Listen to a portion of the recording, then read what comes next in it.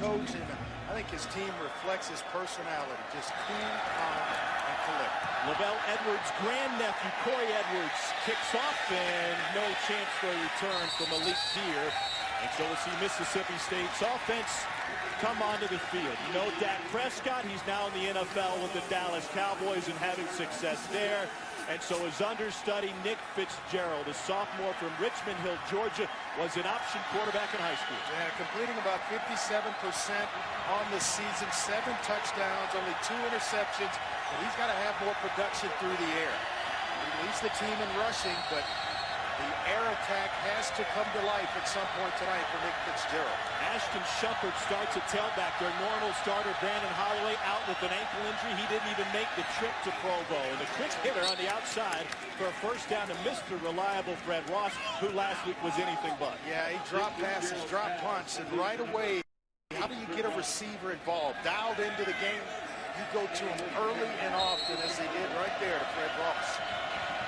Coaches tell us Fitzgerald's better when this team is running with Temple. The question is, could they? BYU may have lined up off sides as Fitzgerald keeps it for a gain of 6. Harvey Longy is their defensive end. He's trying to get every edge he can. He may have been a foot offside before the snap.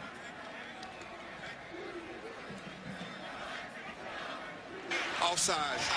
Defense. Number 21. 5-yard penalty. Replay first down. You're right, Tom.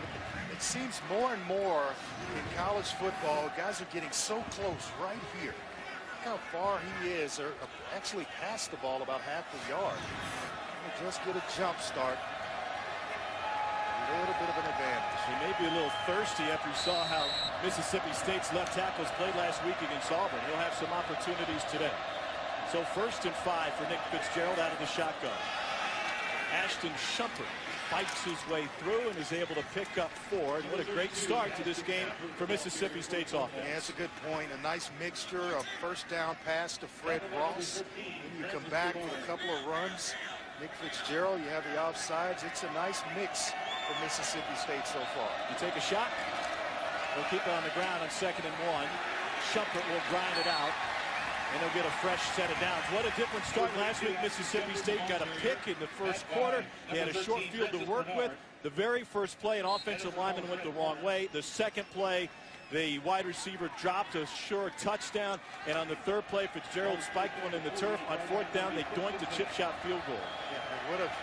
That's a momentum swing that they never were able to recover from. Opening drive for the Bulldogs. Blitz coming. Fitzgerald able to run that way, and he's able to use his legs to dance towards the marker. A first down run for Fitzgerald. Micah Hanneman finally brings him down. Hanneman give up outside leverage on the edge. You see the blitz coming late, and he misses. And now all of a sudden you got a quarterback that is a very capable runner, outside contained and making plays. Quarterback draw. Fitzgerald doesn't find the blocking he wants, and he's taken down by Adam Pulsiver. Pulsiver is the one that lost contain on the previous play, and here he is making a stop as he gets another start for the injured Boots Powell. Yeah, Kalani Sitake, he talked to us about that they couldn't give up outside leverage to Mississippi State. Nick Fitzgerald in particular, making up for it. Pulsiver, a nice tackle to put Mississippi State behind the down and distance marker.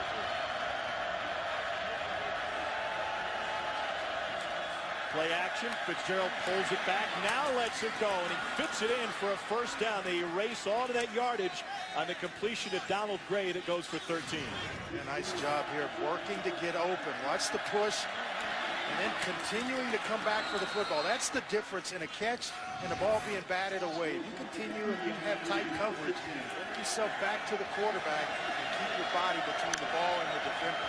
This is a vulnerable BYU secondary. Shumpert again. Able to pick up 4.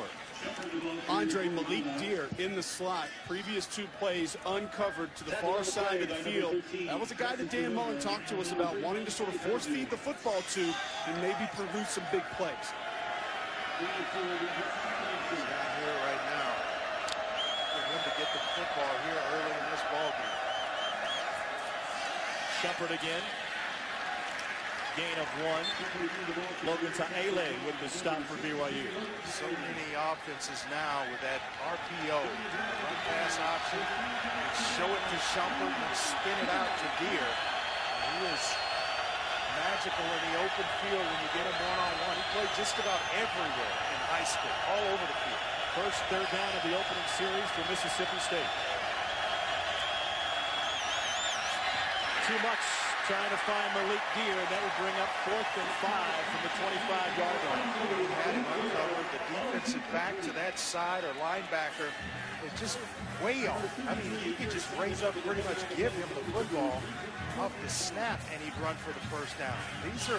That pass right there by Nick Fitzgerald, those are the gimmies. That's like playing, 7-on-7 when you're in practice. No pressure. You've got to be able to complete those and be 100% when you're doing something.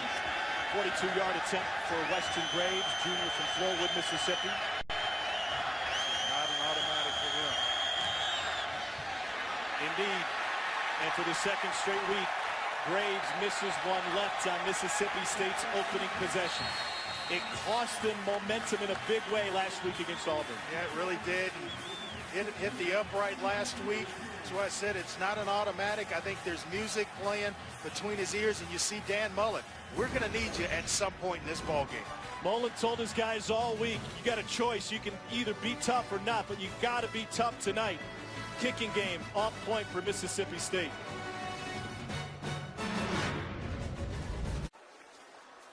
It's a Friday night party in Provo. Their defense able to hold after a 10-play, 50-yard drive. Dan Mullen's team once again a missed opportunity to grab momentum. And if you're on that sideline, it may feel like deja vu all over again for Mississippi State. Very passionate coach. He doesn't want to see what happened last week against Auburn happen tonight. So here's Taysom Hill, the senior from Pocatello, Idaho. And the biggest compliment you can give him is that he is all BYU. He is tough as they come.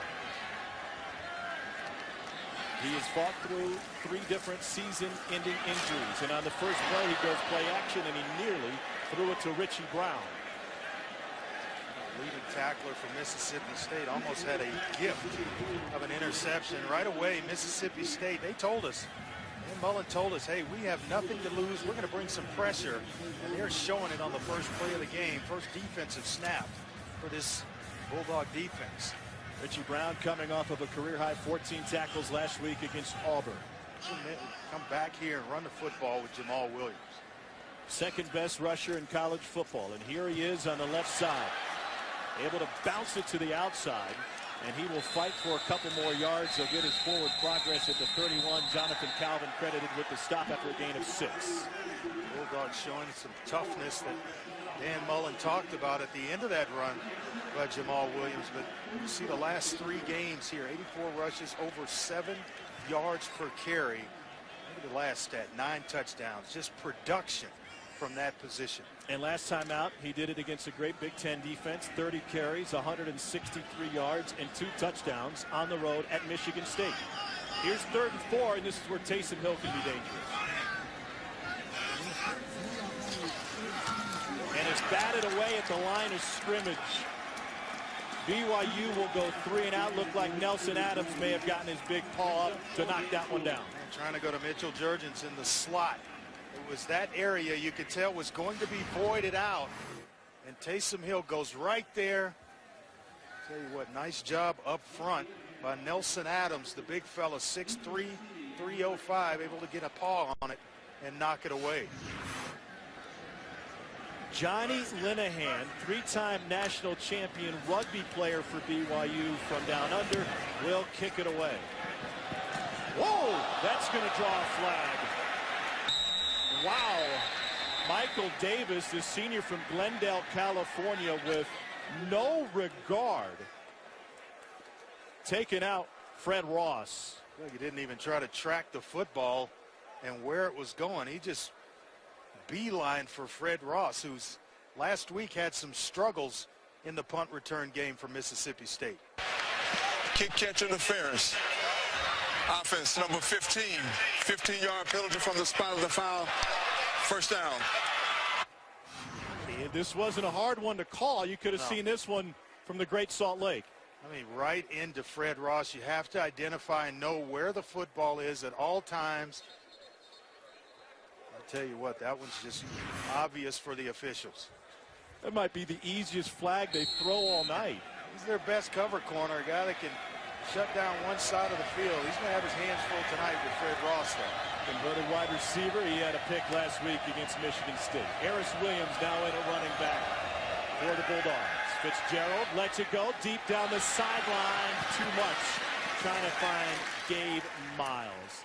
Let's check in now with our Where to Watch with our Heisman winner. What are you watching tonight? Yeah, tonight for Mississippi State, they've got to get the football to De'Aaron Mixon in space and let them work. Reestablish that physical presence that they're known for.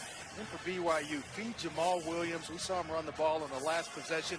He needs more and minimize Fitzgerald's rushing threat. Nick Fitzgerald out on the edges already against Mississippi State.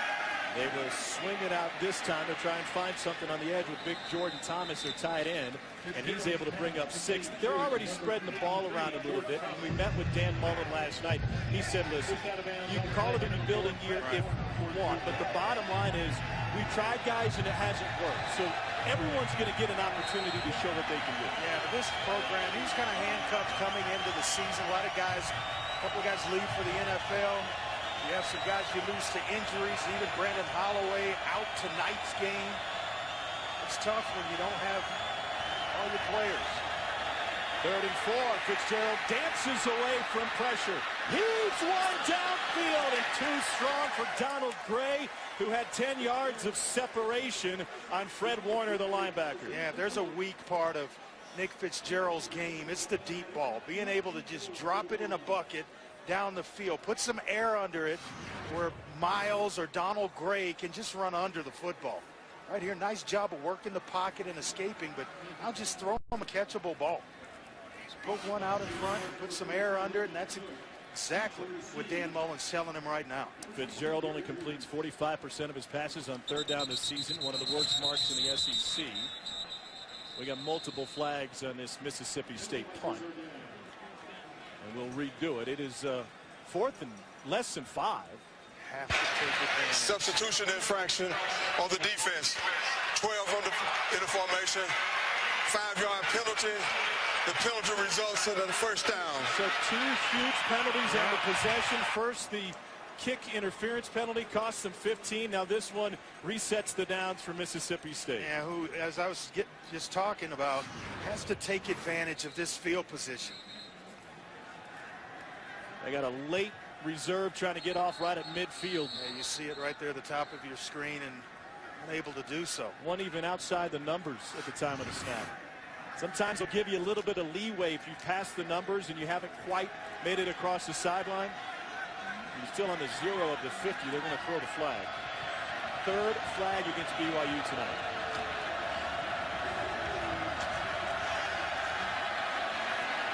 Fitzgerald has overthrown 3 different receivers. Remember what the Mississippi State folks told us last week? They said this guy's a little bit different. He was an option quarterback in high school. He's almost better when he gets a little bit winded or takes a hit.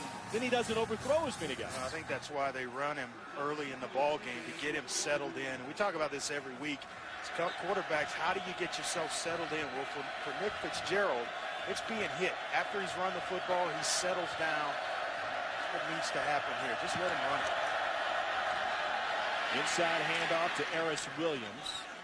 Gain of 5. Nick Fitzgerald hit his first 2 passes. He's only 1 for his last 5. Well, you're back on schedule now. 3rd down and 5. The playbook is still completely open. You can do just about anything. You can run the football here, throw something short. You got a bunch formation down at the bottom of the screen, and outnumbered are the defenders. Fitzgerald trying to keep it on the RPO. He dumps it off to Keith Mixon. He's got the sideline and 1 man to beat, and he's in. What a play on the ad-lib by Fitzgerald. It goes for 44 yards. How do you defend that? It's tough when you have built-in passes at the end of it, where everybody's thinking run, you get out of position defensively, and you have an athletic quarterback like Nick Fitzgerald. This was supposed to be stopped by Michael Davis. He leaves his defender. I mean, the offensive player. And then all of a sudden, Mixon's wide open. Weston Graves on for the point after. A 6-play, 60-yard scoring drive, helped out by multiple BYU penalties, including having 12 men on the field, which extended the possession. Hey, you remember who Dan Mullen coached at one time? Tim Tebow. This was kind of Tebow-esque on the RPO. The late pass to Mixon, and he's able to take it 44 yards to pay dirt. State in front.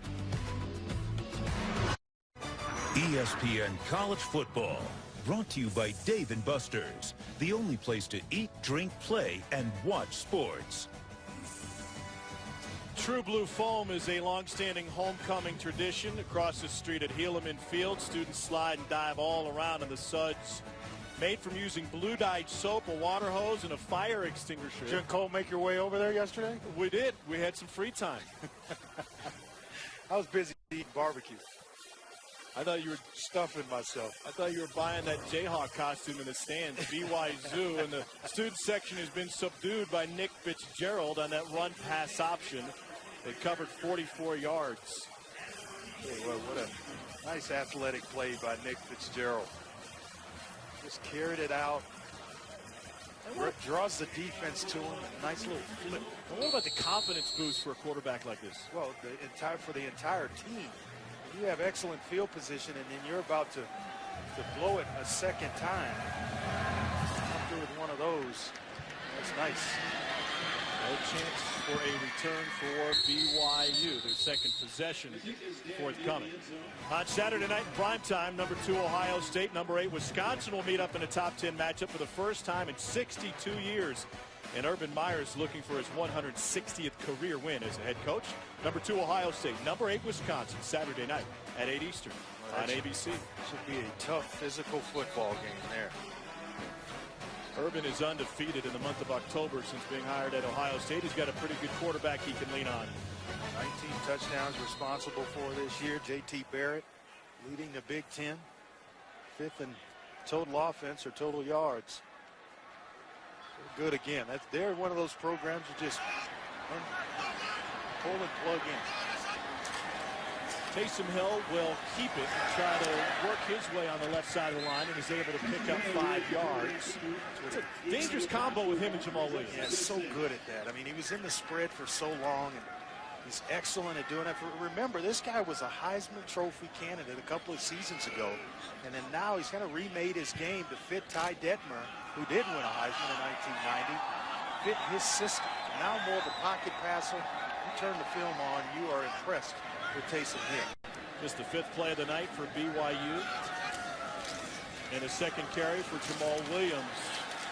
He's able to squirt through the line to get one. Richie Brown there coming off of a career high 14 tackles against Auburn.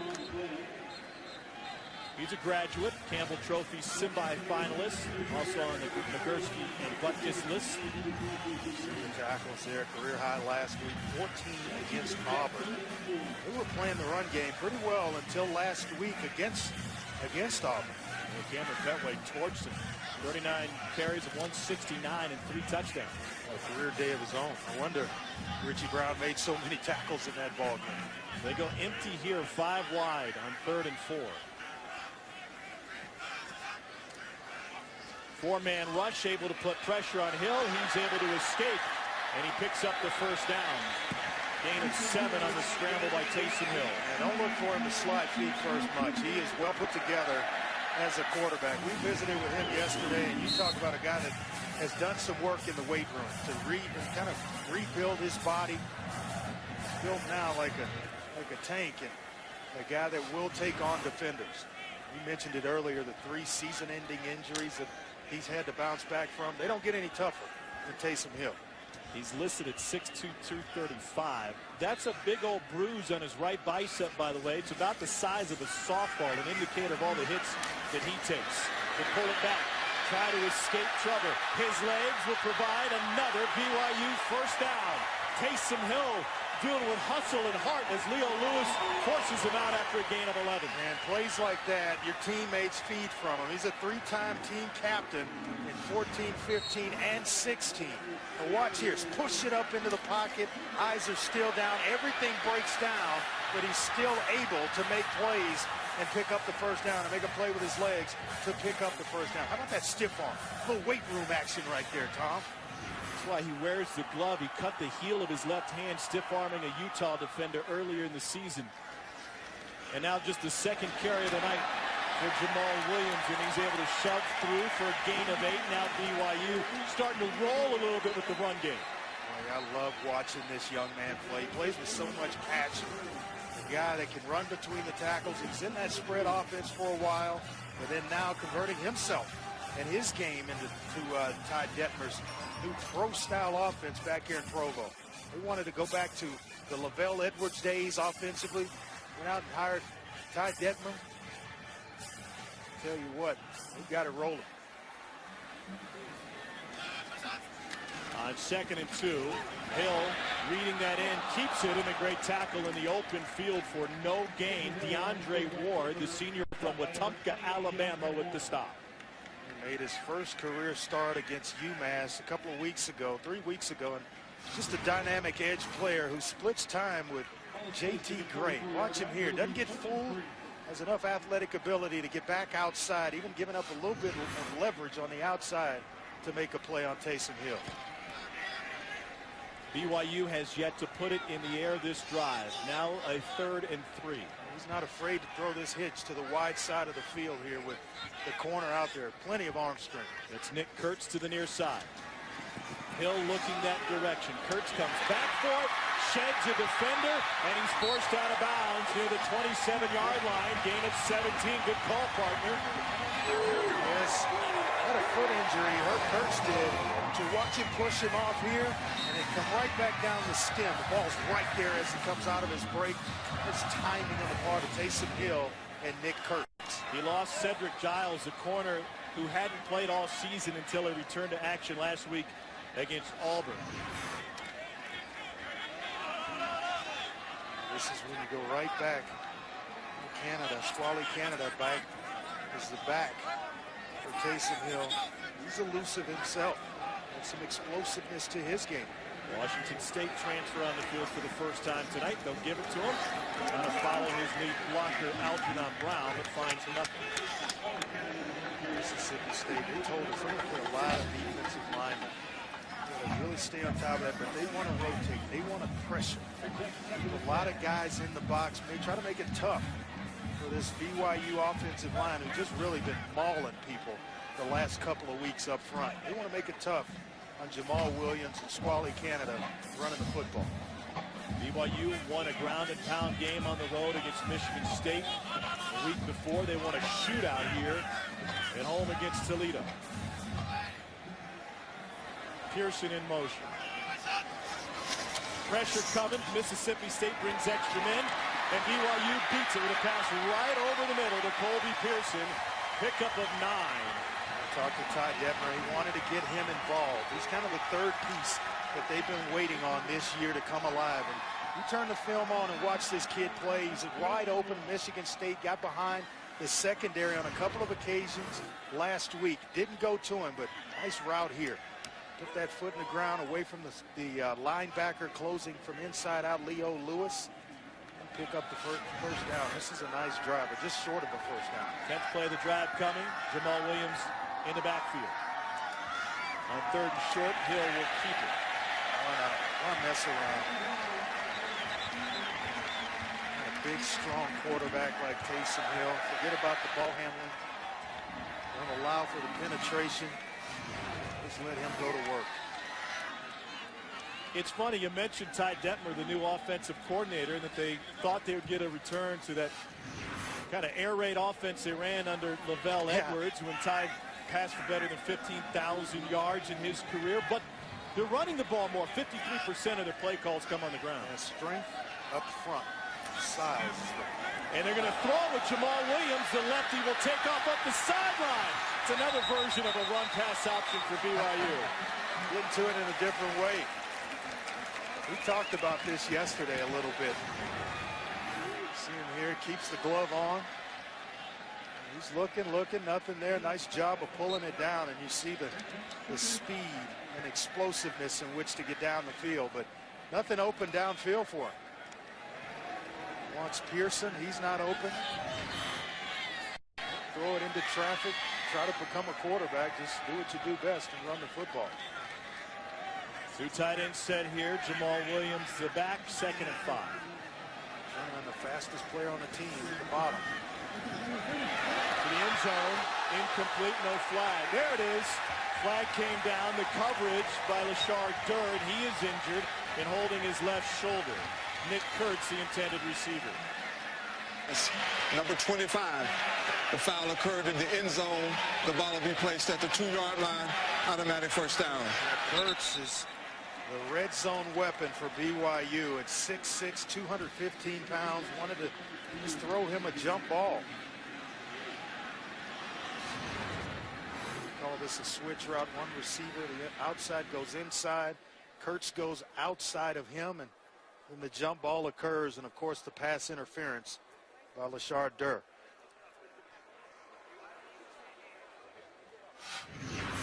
Flag down and Lashard Durr down.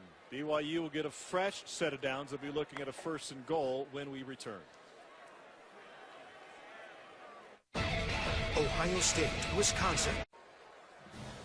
2:21 first quarter. Mississippi State leads BYU, but the Cougars knocking on the door behind quarterback Taysom Hill. 12th play of this drive forthcoming, and the lineup out of the eye with Jamal Williams, the tailback. Yeah, watch the big fellow right here, number 78, Tunic Canuch. That's where they want to go with the football. Right behind him, and Williams bounces it to the outside. He got bottled up, and we'll make it back to the line of scrimmage. Jonathan Calvin with the stop, maybe a loss of 1. Yeah, Canuch is there. He plays with excellent leverage. He's actually playing the best, in my opinion, up front for BYU. He's a load, 6'3", 335 pounds. Got a lot of pop to his game. He'll just take and move a defender. He's got so much strength. When they want to run, it's a short yardage situation. That's where they're going, behind Canuch. Officially, they gave him a yard, so 2nd and goal. Dan Mullen out to talk with the white hat, and he might be wondering about the spot here.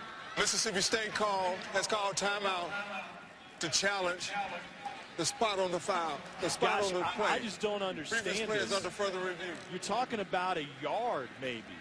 Well, that yard could be the difference. You're getting penetration, and you're fighting in the trenches.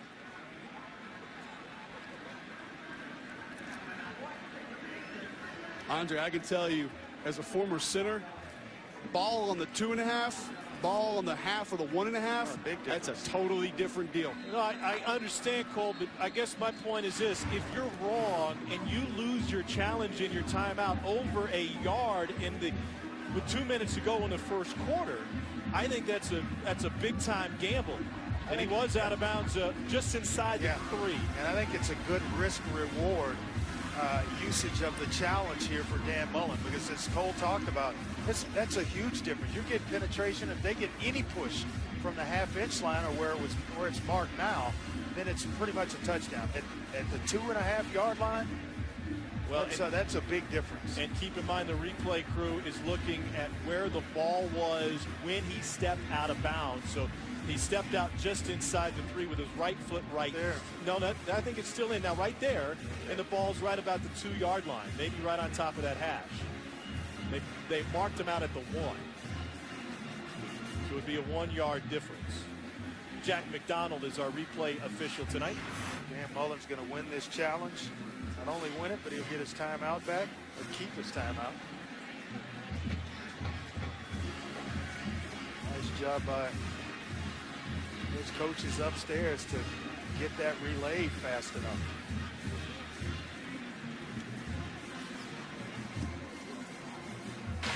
After review, the ruling is that the ball should be placed on the 2-yard line, not the 1-yard line. Mississippi State will not be charged with a timeout. Dan Mullen knows all about coaching in this stadium, and in the Beehive State 2 years. He was the quarterback coach for Urban Meyer up in Utah. They went to the Fiesta Bowl while he was there. First round pick from Alex Smith. Last time he was here as a coach, they won a snow game 3-0, knocking off their rivals. Well, he's got some fire tonight, doesn't he? He does. He is trying to inject some of that energy into his team and get everybody going. His entire defensive staff is new, including longtime NFL linebacker Peter Sermon. 6 different defensive coordinator in 8 years under Mullen.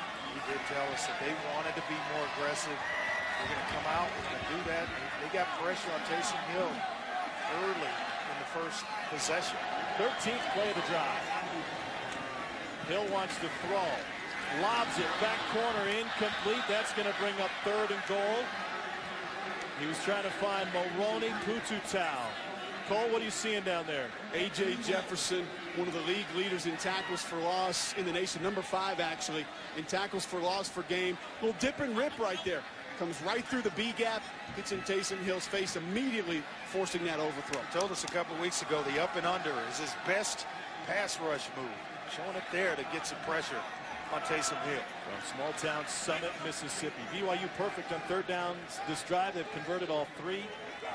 Algernon Brown will join Hill in the backfield. He's his lead blocker, left side. Hill hit, and he's taken down at the 1. J.T. Gray there with the stop. You go for it here. Big, strong offensive line. You got to send a message to your football team that you believe in it. He's like one player, one tackle away from getting in the end zone. Tell you what, I think they go for it here. And I agree with this. They are 4 of 7 on 4th down this season.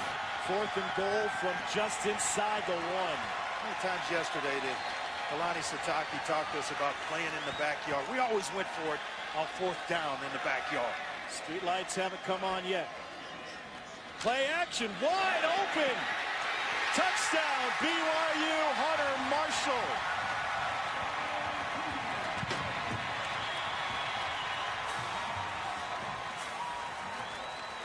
Sold it with the play action. Excellent play fake by Taysom Hill. And Hunter Marshall in the back of the end zone, wide open. Got everybody to bite on the 2nd level. Nice little touch to the corner. A 15-play drive that lasts 8 minutes and 25 seconds, covers 75 yards. How about the answer to Mississippi State scoring drive? Come right back down the field and put one in the end zone of your own. Rhett Allman drills the extra point.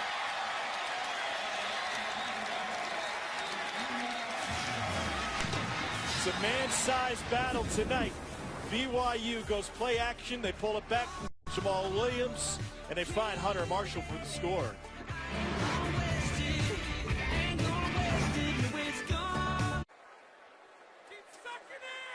Let's go back and take a look at the touchdown pass from Taysom Hill to Hunter Marshall. Hunter Marshall's going to sell it. Sells the block right here as if he's going to run the football's going to be running. Then he clears and goes to the corner. Now the play fake, sells it.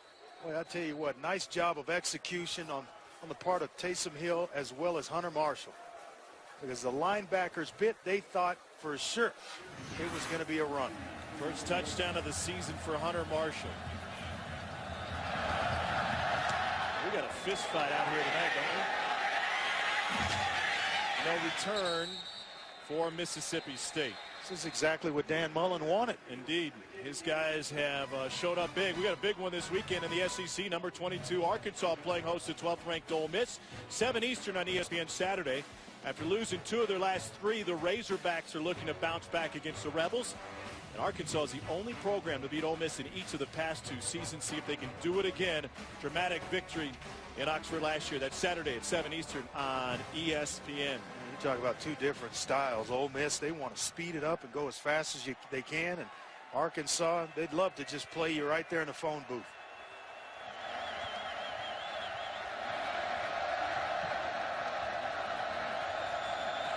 Ashton Shumpert has the football for Mississippi State. Gets popped by Harvey Longy, but before he picks up 5. Harvey Longy moved from linebacker to defensive end. Now he's kind of made settled in nicely, rather, at that defensive end spot in this new 4-3 defense that they've installed here. 3-4, 3-3-5 on the Bronco Mendenhall. 99 wins in 11 seasons as a head coach at BYU before moving on to Virginia. Shumpert hit in the backfield, dropped for a loss, and a big one. Francis Bernard takes 6 yards away from Mississippi State. Here's another one that's converted from running back to linebacker, and it's the one you don't really talk about a whole lot. Watch Bernard redirect his job of tackling one-on-one. With some opportunities like that, you have to make plays. Longy gets all the credit and a lot of the publicity, but I tell you what, Francis Bernard equally is effective. It's a late night on the base of the Wasatch Range, and we've got a great one tonight. BYU against the SEC through 1 quarter. We're locked at 7. If it's win. That close, 64 to break it coming in. He's 45 away now. We come out of the break, 3rd and 11 for Mississippi State. Starting the 2nd quarter, Shumpert takes a pass, sneaks through, finds a hole, and he rustles his way down for a gain of 18. Sometimes you just have to make a play. It's not always clean. It'll make some people miss. It's a nice job of running after the catch by Shump. Mississippi State going tempo here. On play action, they get it to the perimeter. And a couple of yards there. Cole, we're seeing a vastly different Mississippi State offensive line tonight versus last week. 74, Elton Jenkins out at left tackle. Excellent job helping widen the pocket on that 3rd down conversion play. Allowed Fitzgerald to slip around a little bit, deliver that football, and pick up 1st down yardage. Elton Jenkins got used and abused last week by Auburn time and again. Now 2nd and 3 after that last completion to Deere. They pump and go. Fitzgerald intercepted. Micah Hanneman able to bring it down. And BYU, one of the best takeaway teams in college football, has another pick, their 11th of the season. Yeah, it's usually kind of cool on the back end that's making those plays. He has 4 on the season, but Micah Hanneman, watch the break on the football. Playing some zone coverage on the back end. This is usually a man-to-man team, but watch the break that Hanneman makes on the football. Well, I tell you what, that's nice range on the back end by the junior, Micah Hanneman. He's showing some ball skills. They came in 4th in the country in picks. They'll add to their total with that one there. Jamal Williams, 45 yards away from the career record for BYU. Richie Brown drags him down, and he drug Richie with him for a gain of 4. And you see the power right there in that run by Jamal Williams. Richie Brown, he's a 240-pound linebacker, and he doesn't miss much. But people don't pull him along very often. It just shows you the strength of Jamal Williams. I think he has got a legitimate shot to play on Sundays and play a long time, because he can play in any system. He's got everything you need. He can be a one-cut back. They run some zone up front with the offensive line, the zone blocking scheme. He can play in that, a conventional style offense. On 2nd and 6, they go back to him. We didn't see a whole lot of Jamal Williams in the first 2 possessions of this game for BYU. He picks up 3 there. You would expect a steady diet, and this is a guy carried it 30 times against Michigan State last week. Yeah, seemed to get better as the game progressed. He broke off a long run at the end of that game in the 4th quarter and just came right back. I mean, he is all you want. A complete back, and I think the most underrated part of his game is he's a nice receiver out of the backfield. 3rd down and 2.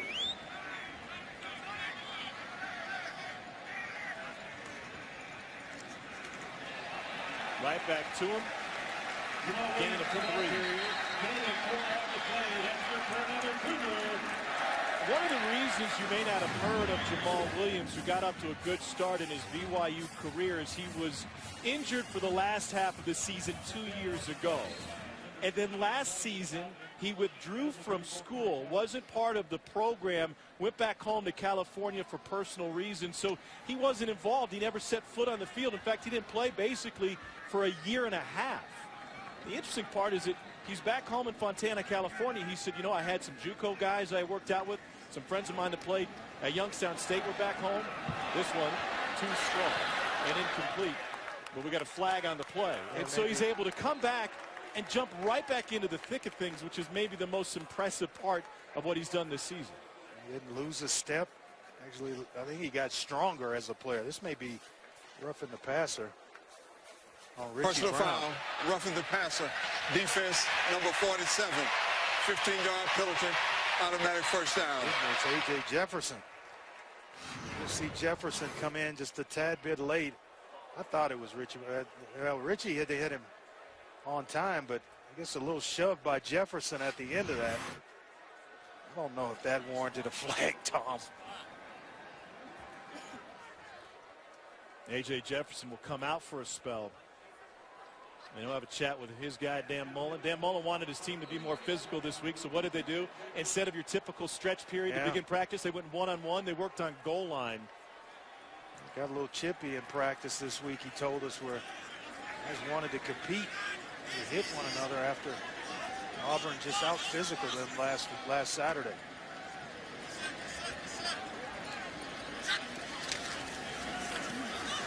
Jamal Williams and Brown able to get him by a shoelace. No gain, Cole. That's one thing that I think makes Taysom Hill so much more dangerous in this game. You saw him there before the play, changing things around. Last year, in more of a zone read scheme, he was making the majority of his decisions after the ball had been snapped. How valuable to have a sixth-year senior out making decisions at the line of scrimmage before the football is being snapped. From a Mississippi State perspective, just think of the job Dak Prescott did as a coach on the field over the last couple of seasons. And that's exactly what he is. And to come in and remake your game, become a pro-style quarterback in Todd Debner's system, that's not easy to do. Here's Squally, Canada. I know one of the things, Andre, that impressed you watching the film on Taysom Hill was his ability to identify blitzes before they occur and to find the open spot, those pre-snap reads. He'll stand in there, and he's tough. He'll look at a corner blitz that's coming right at him and throw right at where the corner is vacated from and be willing to stand in and take the hit.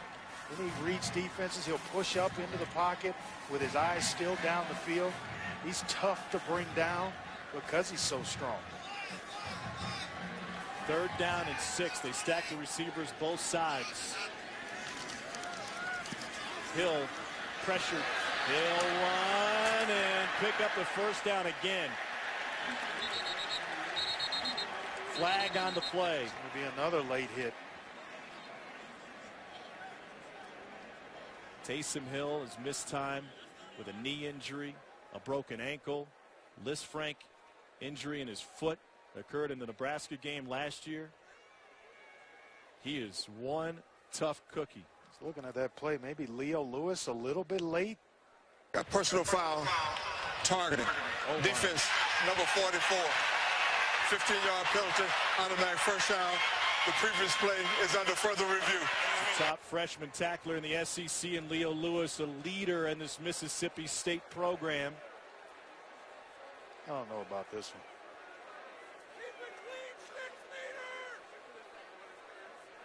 It's an SEC crew, but a Big 12 replay official in Jack McDonald. No, I'm with you. I don't know about that. I mean, it looks as though he didn't even make contact, that he missed. He actually missed. Just a little bit with an elbow. I don't know if that warrants being kicked out of the football game. I mean, it wasn't nice of him to kick him on his way back past him, but I don't think that draws an ejection. Now that part of it is where I thought the unsportsmanlike was coming in at the end of it. But now remember, it doesn't not have to be the helmet. Anything above the head and shoulders. But you have a quarterback going head first to pick up a first down. I just don't see it in that situation.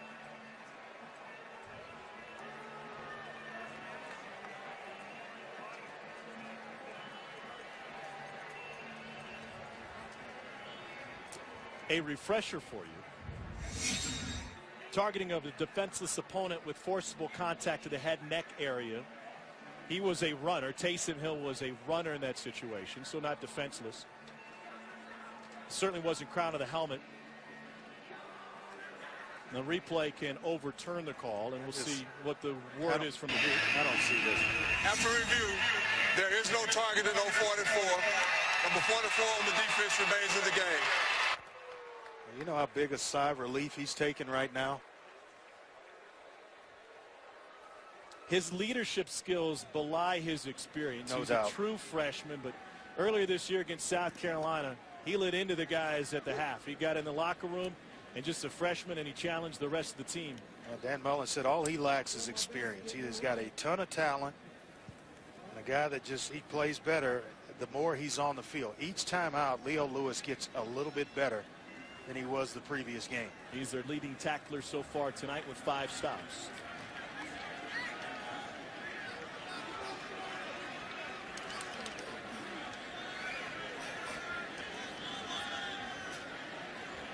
Meanwhile, Taysom Hill is continuing to move the chains. Couple of nice runs to pick up the first down.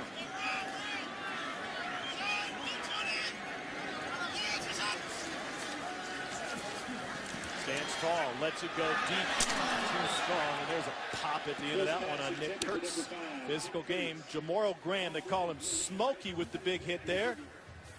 Kurtz, it's high when you overthrow him at 6'6". That one's watching film yesterday, and I told you there's some coverages where it's supposed to be a corner route or routes where it should be a deep corner, and you get the corner playing high on top, it almost becomes an out route. And that's a situation where Kurtz should have broke it more to the sideline rather than going high to the corner. Hill scans the entire field and able to find Colby Pearson back on the left side. Leo Lewis there for the stop after a gain of 6. This is a guy I really like. He is an excellent route runner, really understands coverages and how to get himself open. Tell you what, he can really come on his senior year and contribute in a big way to this BYU offense. Busy day of college football tomorrow. Deshaun Watson and Clemson playing host to NC State. Oklahoma and K-State at noon, and Iowa and Purdue. He's playing some good football. I'm going to go with Purdue in that one. Aleva Hifo in motion. They try to go to him, and it was way behind him. Richie Brown with his second big opportunity for a pick. Looked like Taysom Hill and Hifo just weren't on the same page. Yeah, some miscommunication there to a quarterback and receiver. He's thinking, I'm going to break out. The last second, he takes the end break. Hifo just totally confuses Taysom Hill. So Rhett Allman on for this field goal attempt of 42 yards. He was benched in the opener after missing an extra point against Arizona. Came back to hit the game winner against Toledo. In an up and down season for the BYU kickers, and this one is pushed wide right. So both teams have missed a field goal attempt. Nearly to the midway point of the second quarter. We've got an old-fashioned Donnybrook here, tied at 7. I spy something that's... To NC State, the Tigers have won 3 in a row against the Pack and 10 of 11 overall. See if Clemson can continue its playoff run against North Carolina State Saturday at noon Eastern on ABC. A huge playoff atmosphere they had a couple of weeks ago at Death Valley when Louisville was in town. Two good quarterbacks going at it. Big win for Louisville tonight at home against Duke to start our college football doubleheader. Here's Eris Williams. Dan Mullen has held true to his word. He talked about being aggressive defensively and physical on offense. We got some big backs we're playing tonight. Shumpert, Williams. Let them just come downhill at this BYU front. He joined us late there without their first stringer Brandon Holloway. Out with an ankle injury, didn't make the trip. Movement from Jordan Thomas, a tight end. False start, offense, number 83. 5-yard penalty, still second down. Another note to Mississippi State's injuries. Safety Kevon Coleman is also out with an ankle injury. He didn't make the trip either. So backed up after that first down run by Eris Williams, and then movement. This takes Mississippi State back after their third flag. Part of the reason those big backs are in there is because the smaller Brandon Holloway is out with an ankle injury this week. Play clock single digits. Fred Ross in motion. Blitz coming straight up the middle. Harris Williams will pick up 4. Butch Pa'u now in the game for BYU. He'd been out with an MCL sprain. Didn't play the previous 2 games. And so BYU happy to get Pa'u back on the field, but he lost his shoe. Equipment malfunction there, and they go right behind their best offensive lineman in Deion Calhoun. This happens to be both teams, the right guards, the strength of the offensive line. Pulsifer now in at middle linebacker. Fitzgerald over the middle. Caught by Ross. He's got a first down and takes it to midfield. Gain of 21. Kind of cool with the stop for the Cougars. This is usually a secondary that plays a lot of man coverage. And it seems tonight a lot of zone because of the respect of the speed of Mississippi State out on the edges. More zone than I've seen him play in, and I'll bet you 3 games. High safeties here. Fitzgerald goes back over the middle, and he's got Keith Mixon for a first down. Is that where you want to go when you see those safeties? Absolutely. That's the weakness of the defense, right in the middle, and then the outside thirds.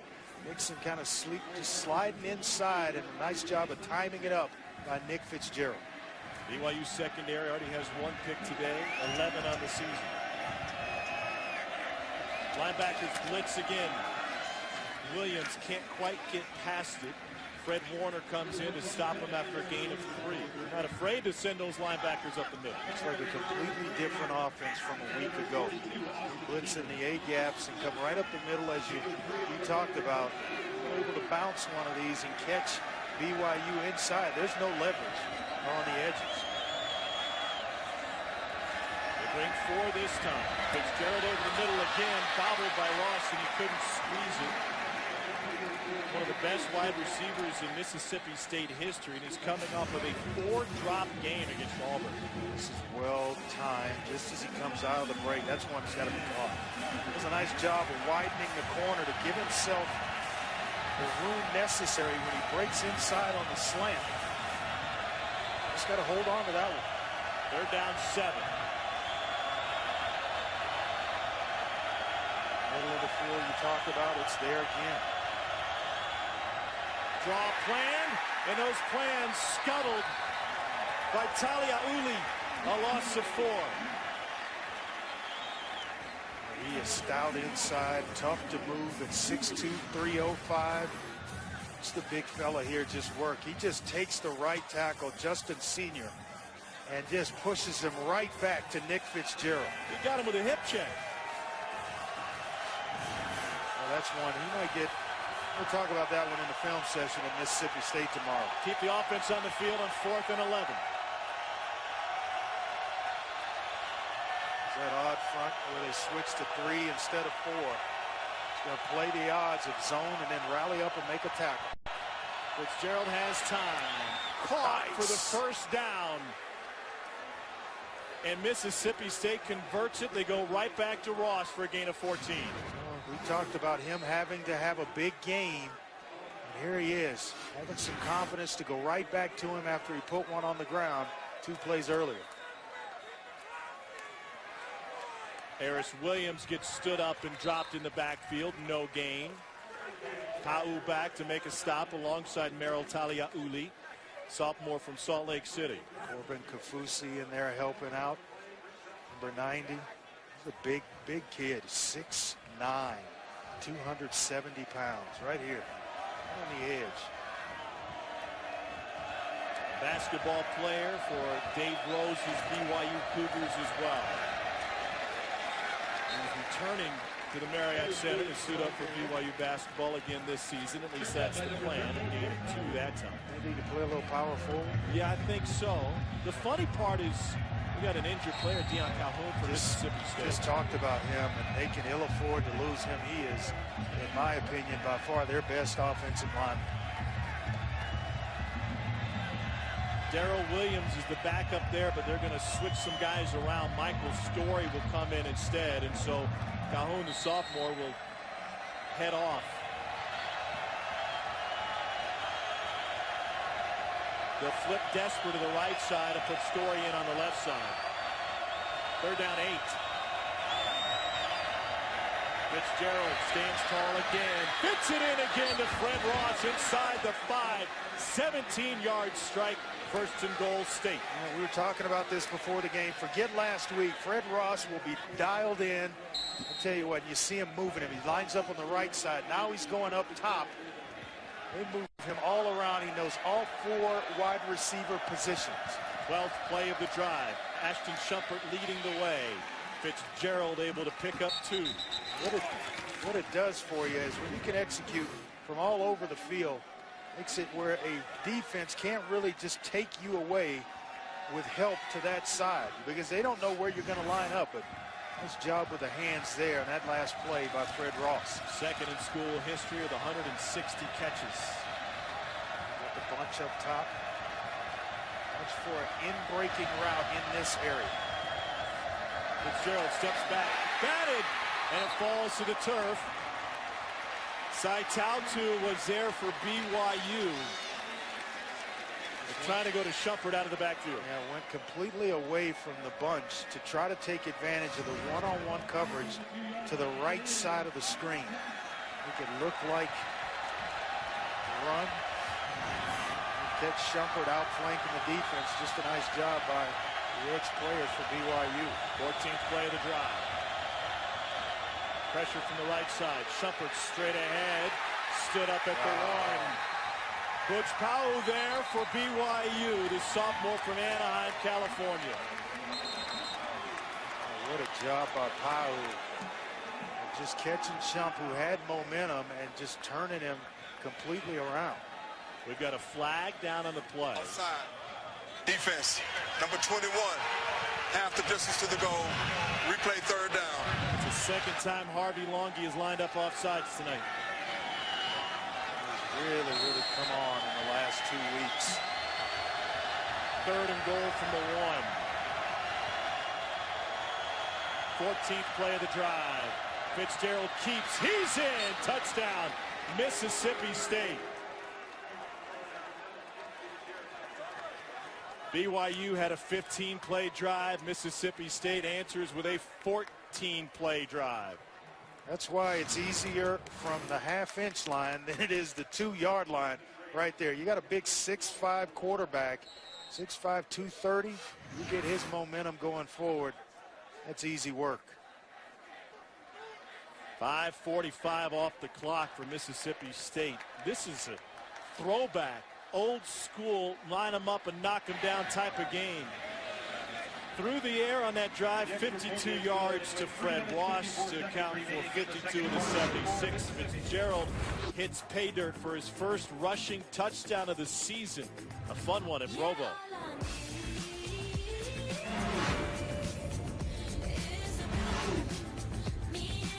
This 6-9 ESPN College Football. Brought to you by the new grilled cheese stuffed crust pizza. Only at Pizza Hut.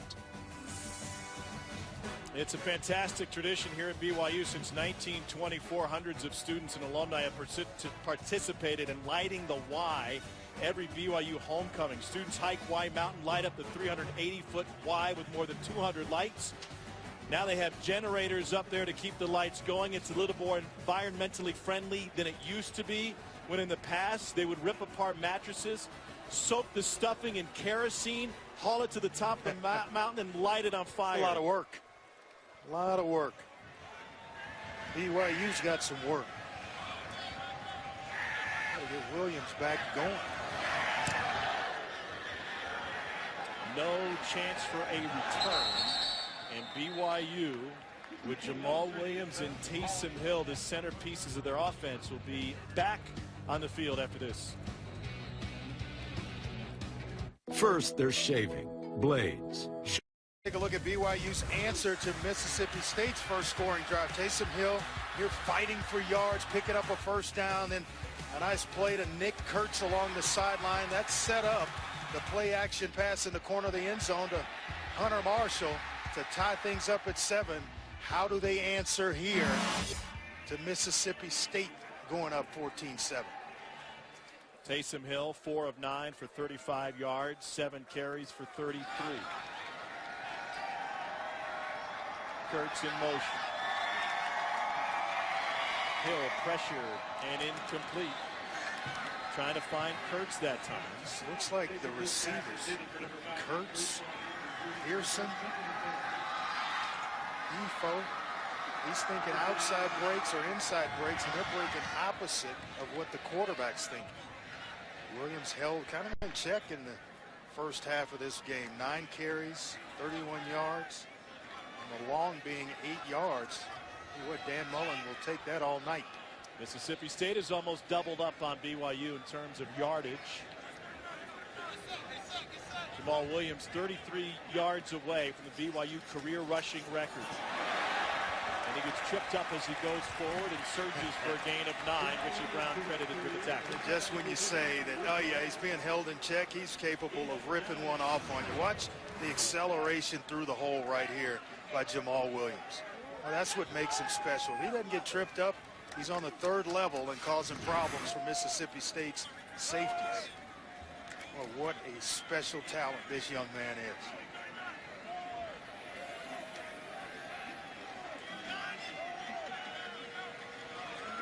Hill checks on 3rd and 2. Williams hesitates and got hit behind the line of scrimmage. It's a loss of 1.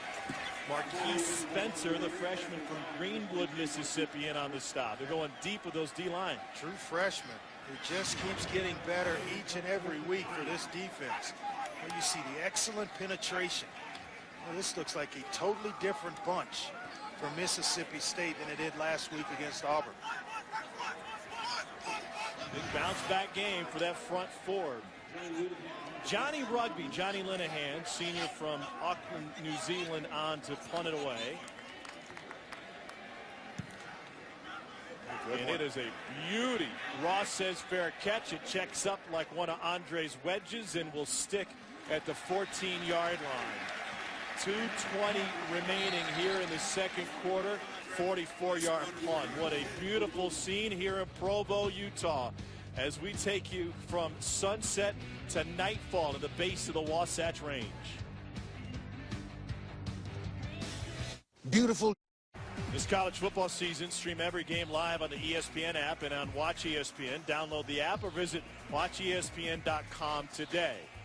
That's how we kept up with Lamar Jackson in Louisville before the game today. Always got it running. I don't know if anybody's close in terms of postseason awards. 1st and 10 for Nick Fitzgerald. And they go with the end around to Malik Deer coming out of the slot. Deer wrestled out of bounds. You used a word when we were in break in regard to how BYU is treating Mississippi State. That word was respect. Yeah, too much. Yeah. Because they are a man-to-man, lockdown defensive team. And they play, as I mentioned it, they played more zone than I've seen them play in the last 3 weeks. And I think it's because of the speed threat of Mississippi State. BYU defense that got torched by Toledo. They allowed 700 yards. Incomplete pass from Fitzgerald trying to find Jordan Thomas. Talked about stopping the run, putting Mississippi State in long yardage situation, and then contesting the balls that were in the air. Zone coverage, not really getting the true break. We saw Henneman break on one. That's been about it.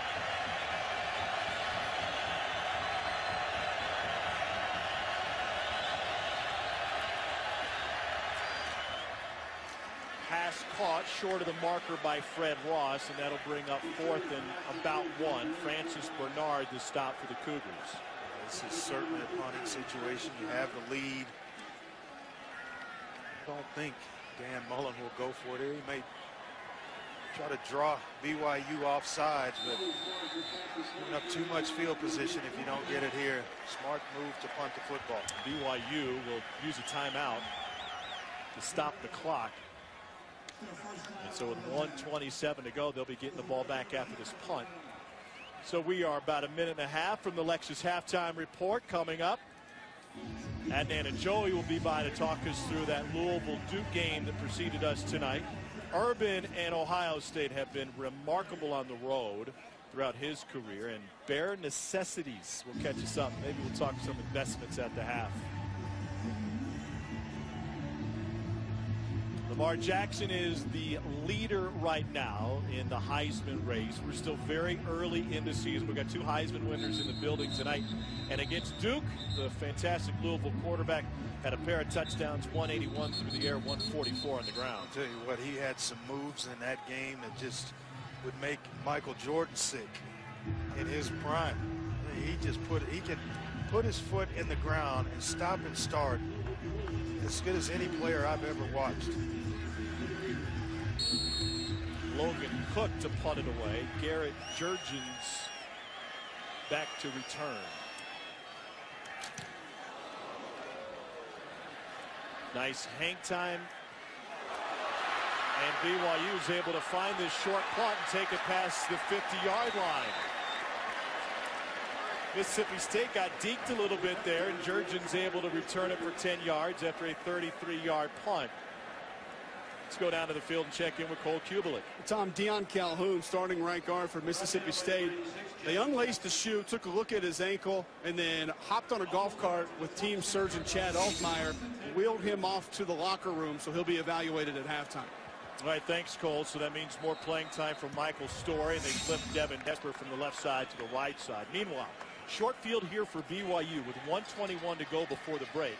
Through the air thus far, Taysom Hill's 4 of 10 for 35 yards and a touchdown that came on a 4th and goal. That's where they got to go back to, find some throws that he can make. He'll step up and scramble for this one, slides safely, and they're going to mark him down just at the 39-yard line, it looks like. So that slide cost him a couple yards, but kept him safe, and the clock rolling with 1:05 to go. Changing formations here, that takes a lot of time. You got a couple of plays called in the huddle where you can just line up and play. Hill lets it go to the outside, complete, but staying inbounds is Nick Kurtz. Clock will stop with the first down, and the forward progress will be down to the 29, gain of 10. Maybe time for a double move here, like a hitch and go. You got corners biting, coming up fast on these little hitch routes where BYU's running. It may be time for a double move. Clock rolling at 45 seconds. Hill keeps it. Maybe lost a yard. And with 40 seconds to go, BYU will stop the clock again. They'll have 1 timeout remaining as they look at a 2nd and 10 now in this situation. It's a BYU team that came into this game off of a huge win last week against Michigan State, and Jamal Peters is the injured player for Mississippi State. He was just in on that last tackle. So they're trying to build on what was a big win. Tom Hart alongside Andre Ware. Never before has BYU beaten a Big Ten team and an SEC team in the same season. A chance to do it back-to-back weeks here now. But what's up with their offense? They just look stagnant. Well, I think we talked about a respect on both sides of the football where they're not really committing to the running game with Jamal Williams, the horse that they rode in on, right. and so to speak. So to speak. So you want to go back to you want to go back to that. Get behind that big offensive line. Get some push. Let him go to work. Mississippi State deserves a lot of credit. Their front four had a terrible game last week. They're really playing up to their potential tonight. Yeah, they really are. I mean, this is what we expected last week against Auburn, a dogfight, so to speak. And Dan Mullen told us that last night, that he wanted to come in. He wanted to make this a fight at the 50-yard line, and let's just see who's tougher. And right now, it seems the Bulldogs winning that physical battle up front or in the trenches on both sides of the football. So Peters helped off the field by the athletic training staff.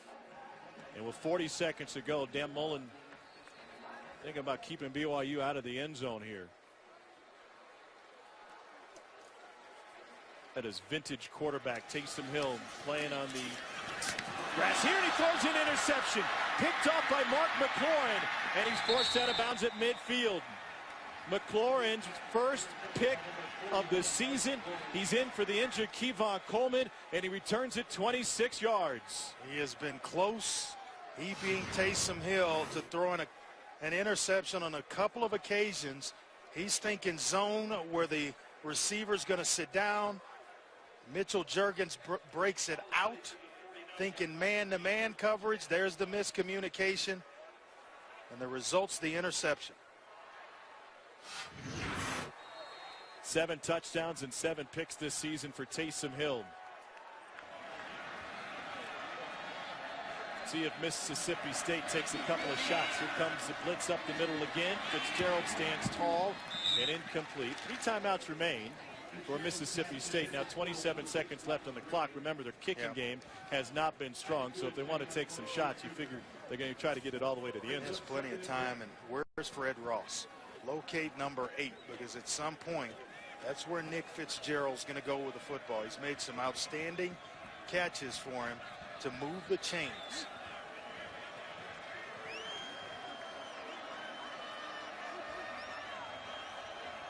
Blitz coming again, up the A-gap again. Fitzgerald rolls, has a man wide open in the middle of the field, and he threw it behind Keith Mixon.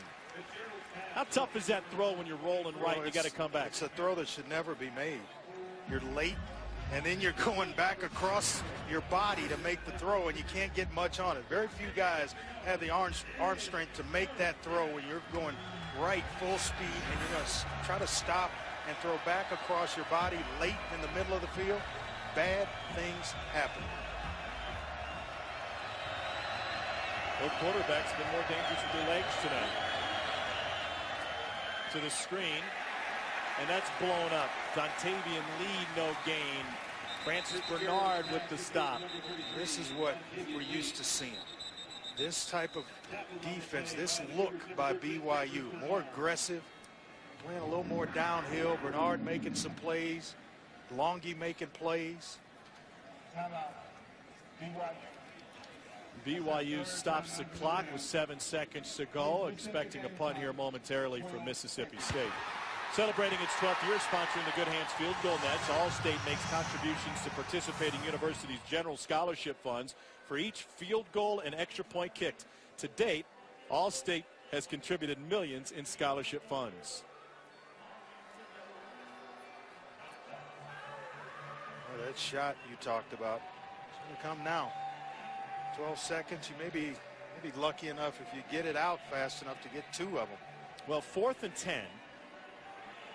You're out of. You get 3 timeouts remaining. BYU's out of timeouts. Yeah. You figure they're going to punt it away.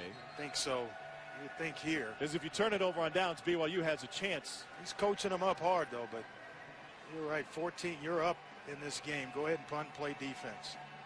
Talk with his special teams, including his punter, Logan Cook. Hunter Bradley is the long snapper. Dan Mullen very rarely fakes punts. He says, you know, I'll call a handful a season, but those calls are always based on the upbacks getting us into or out of that call, getting the right look. This is an area. And they'll go ahead and kick it away. They like to overload that right side and throw it back to the left, but not that time. It takes a BYU hop, but it also takes ticks off the clock. And so 1 second remaining in the first half. Just a 23-yard punt from Logan Cook, but it ate up some time, 11 seconds on the play. So we'll see what Taysom Hill has left in his arm and what they have drawn up here. Well, he's got a strong arm, but he can't get it down the field from here. So he may just want to go ahead and take a knee and get into halftime. Everybody healthy.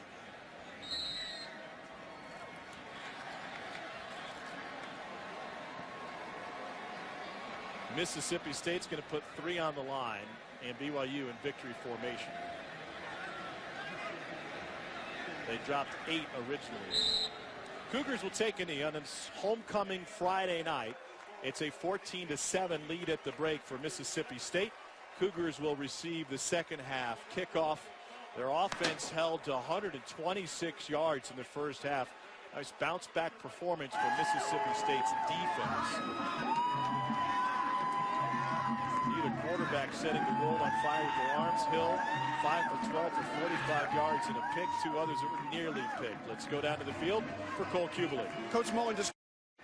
Welcome back to LaVell Edwards Stadium, Provo, Utah. We've got a defensive battle tonight. Mississippi State leading BYU by a touchdown at the break. Tom Hart alongside Heisman Trophy winner Andre Ware. It's a great bounce-back performance for Mississippi State in the first half offensively, but they've been gift-wrapped some yardage and even you could consider some scoring opportunities by BYU's mistakes. Yeah, I think they've controlled the line of scrimmage in this one, and which is what they didn't do a week ago against Auburn, but they're taking advantage of miscues by BYU.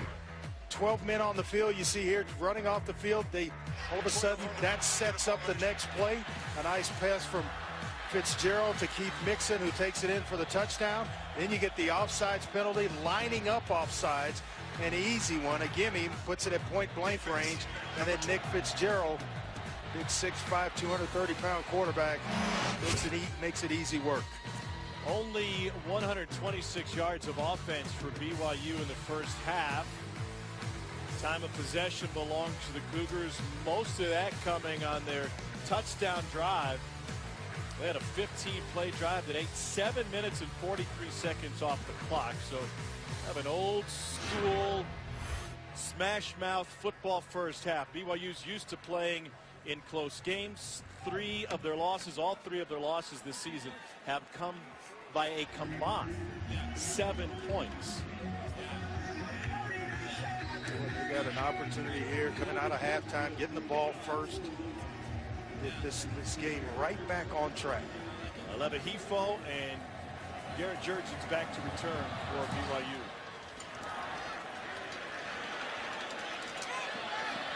From the 5. Hifo gets slung to the ground. Still waiting for a record breaker. Harvey Unga, graduate assistant on the offense, former Mountain West Conference Freshman of the Year, is first in BYU history in career rushing yards. Jamal Williams is right behind him now, second in BYU history, and they expect that to come tonight. He needs just 26 yards to get there. They didn't go to him very often in the first quarter. Before I got tongue-tied earlier, yes, that's what I was trying to tell you. Get behind this big offensive line of BYU and let Jamal Williams go to work. He needs to play a bigger role here in the second half for BYU to get themselves going offensively. Well, if he took it to the end zone here, he'd have the record. Williams gets back to the line of scrimmage. It's the worst starting field position of the night for BYU. It may be easier said than done the way Mississippi State's front seven, and they talked about rotating a lot of defensive linemen in, keeping guys fresh. There's another guy last week, didn't live up to expectations of A.J. Jefferson. All of a sudden in tonight's game, he's having a major effect up front. Senior Nick James getting some snaps here in the second half. On 2nd and 10, they bring a blitz up the middle. Hill able to complete to Colby Pearson, and Pearson takes his shot, but not before he gains 17 yards. Cedric Giles the stop. And he should have had more. You just take that one, try to split the safeties with it. When you get in the middle of the field, don't start running sideline to sideline. This is one where you take it, go right up the middle of the field, right here. And that's an additional 5 to 7 yards. But you have to cover up the football, protect it. Go ahead and try to split those safeties. Idaho to Idaho. Blackfoot, Idaho, the hometown of Colby Pearson. Pocatello is where Taysom Hill's from. Here's Jamal Williams trying to slither through, and he's able to pick up a pair. Jonathan Calvin and Leo Lewis on the stop for State. You have a couple of completions like the last one to Colby Pearson, and that's going to loosen up this defense of Michigan State, and that's when Jamal Williams will be able to really have an effect on this second half for BYU.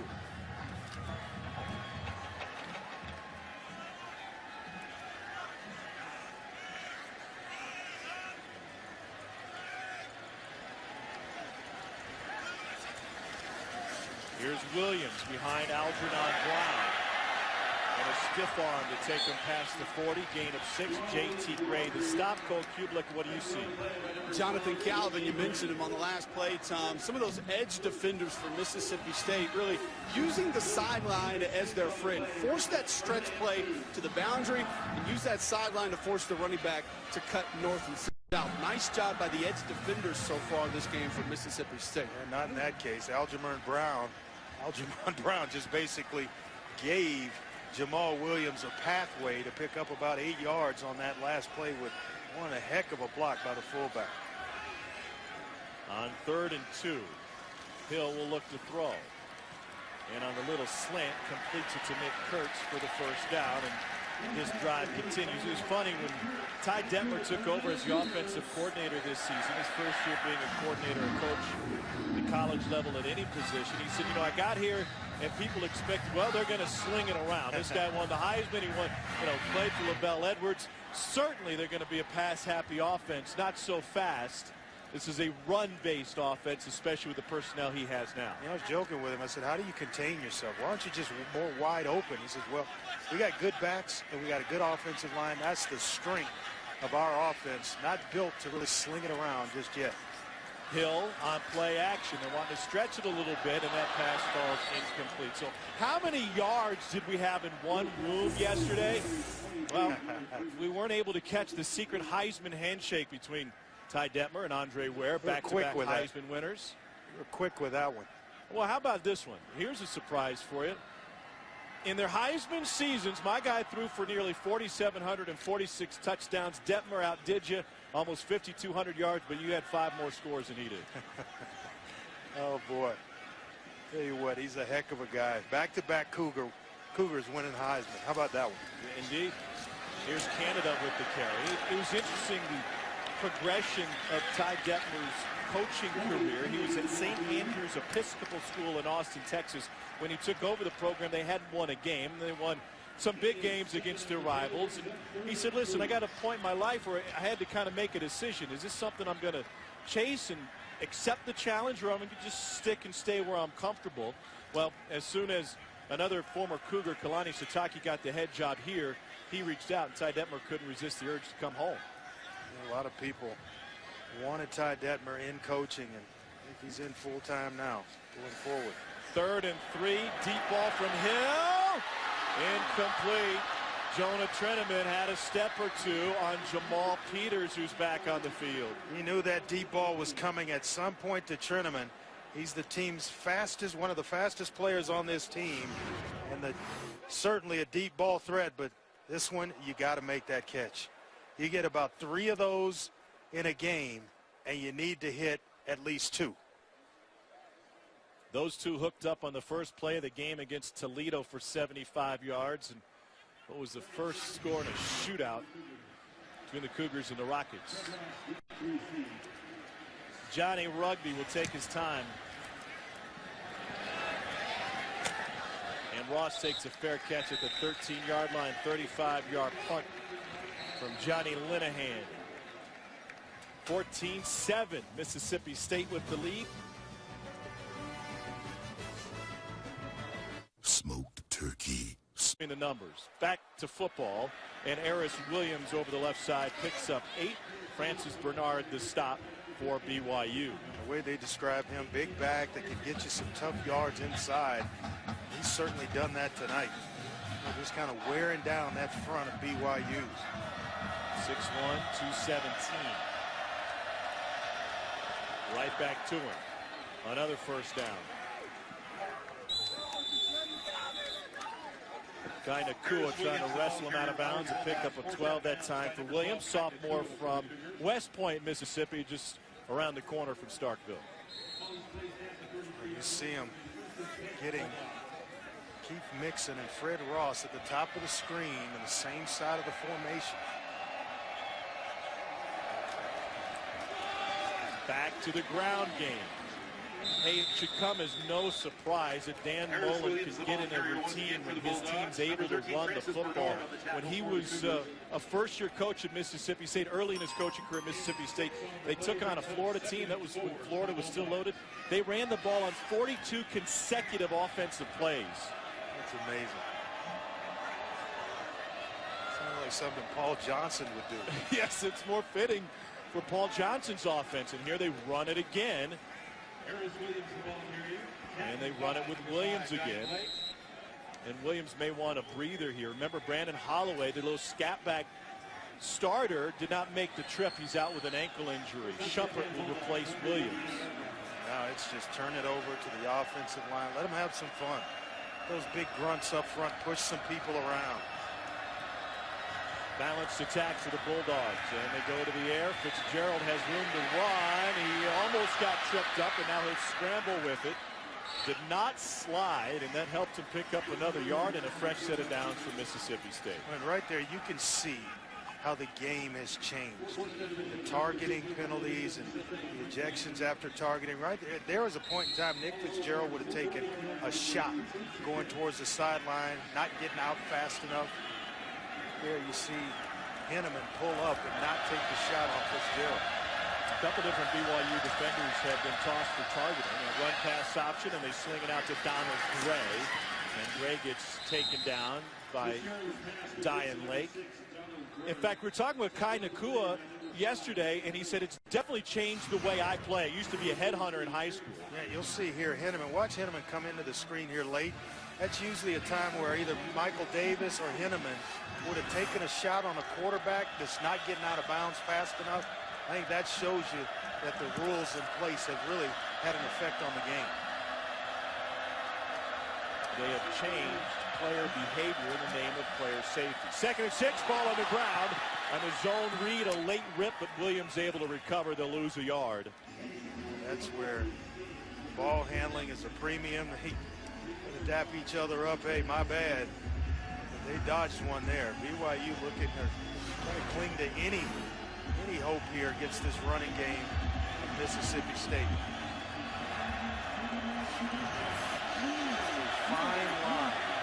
When to give it and when to pull it. 3rd down 7.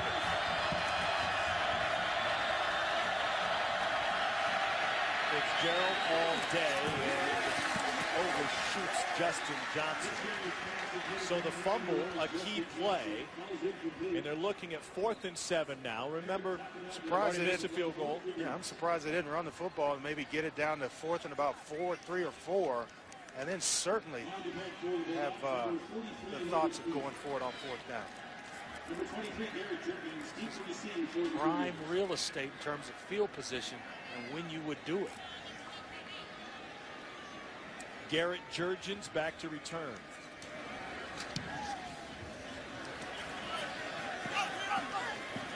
Oh, they're able to get it inside the 1. Logan Cook, the punter, and great special teams play by Mississippi State as Rayford is able to down it at the 1-yard line. Chris Rayford, the sophomore defensive back, the first one down there, and he played this perfectly.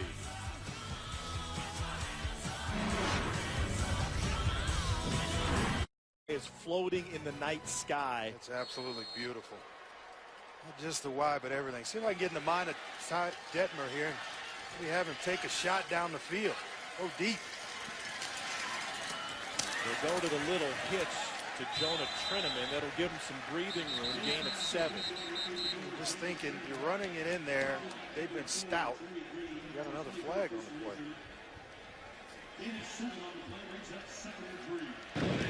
Personal foul, hands to the face, number 43 on the defense.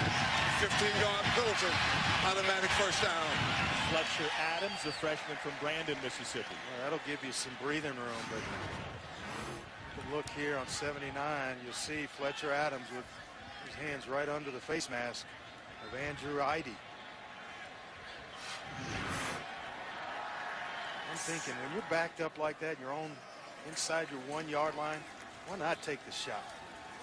You have a receiver maybe that makes a play for you. You may get pass interference, get you a free 15 yards. Well, they're a gifted 15 anyway. 4th flag against Mississippi State. Jamal Williams, 18 yards from the record. Not coming here. Corey Thomas, who had a horrendous game in Dan Mullen's words last week, did not grade out well against Auburn. Sophomore from Bessemer, Alabama. Ask Dan Mullen about him, and you'll see him here just kind of get inside on Tui Canucci. They did a nice job of just giving one way, showing some tremendous quickness. But I asked him, who needed to have a big game tonight for you along that front 7? He said Corey Thomas. He has to respond this week in the game he had against Auburn. He's close to being offsides right there. Totally offsides. Entire helmet was over the ball. That pass completed to the slot and Nick Kurtz, senior from El Cajon, California. I don't know how they missed that offside, to be honest with you. That helmet's across the ball. That's a flag all day. Take a look. Watch the helmet. Watch right here. Look at that. Ball, you see the ball in him as where he's lined up. He even nudges him forward right as the snap. The ball's being snapped. And there's a line judge literally looking right down the line of scrimmage. 3rd and 9. 3-man rush. Hill gets away from some pressure and lunges forward. He'll be a yard shy of the first down. Jonathan Calvin tripped him up. Just short of the first down marker. And Kalani Sitake, the head coach for BYU, going to punt it away here. See him here giving some great effort, though, to try to pick up this first down. He came down right around the 30 as he was stretching that thing out. So here's Johnny Linehan. Fred Ross back to return. Ross lets it go. Nice punt. It will trickle inside the 10. Johnny Rugby with a 62-yard punt. And that'll back up Mississippi State. Beautiful Friday night in Provo. NC State, Clemson, tomorrow in New Fiesta Bowl, a perfect 12-0 record. Dan Mullen told me after he got back from the Fiesta Bowl, landed in Salt Lake City, I went to my house. I had 5 hours there. I packed a duffel bag and was off to Gainesville. He didn't go back to Salt Lake City until Brian Johnson, now his quarterback's coach, got married just a couple of years ago.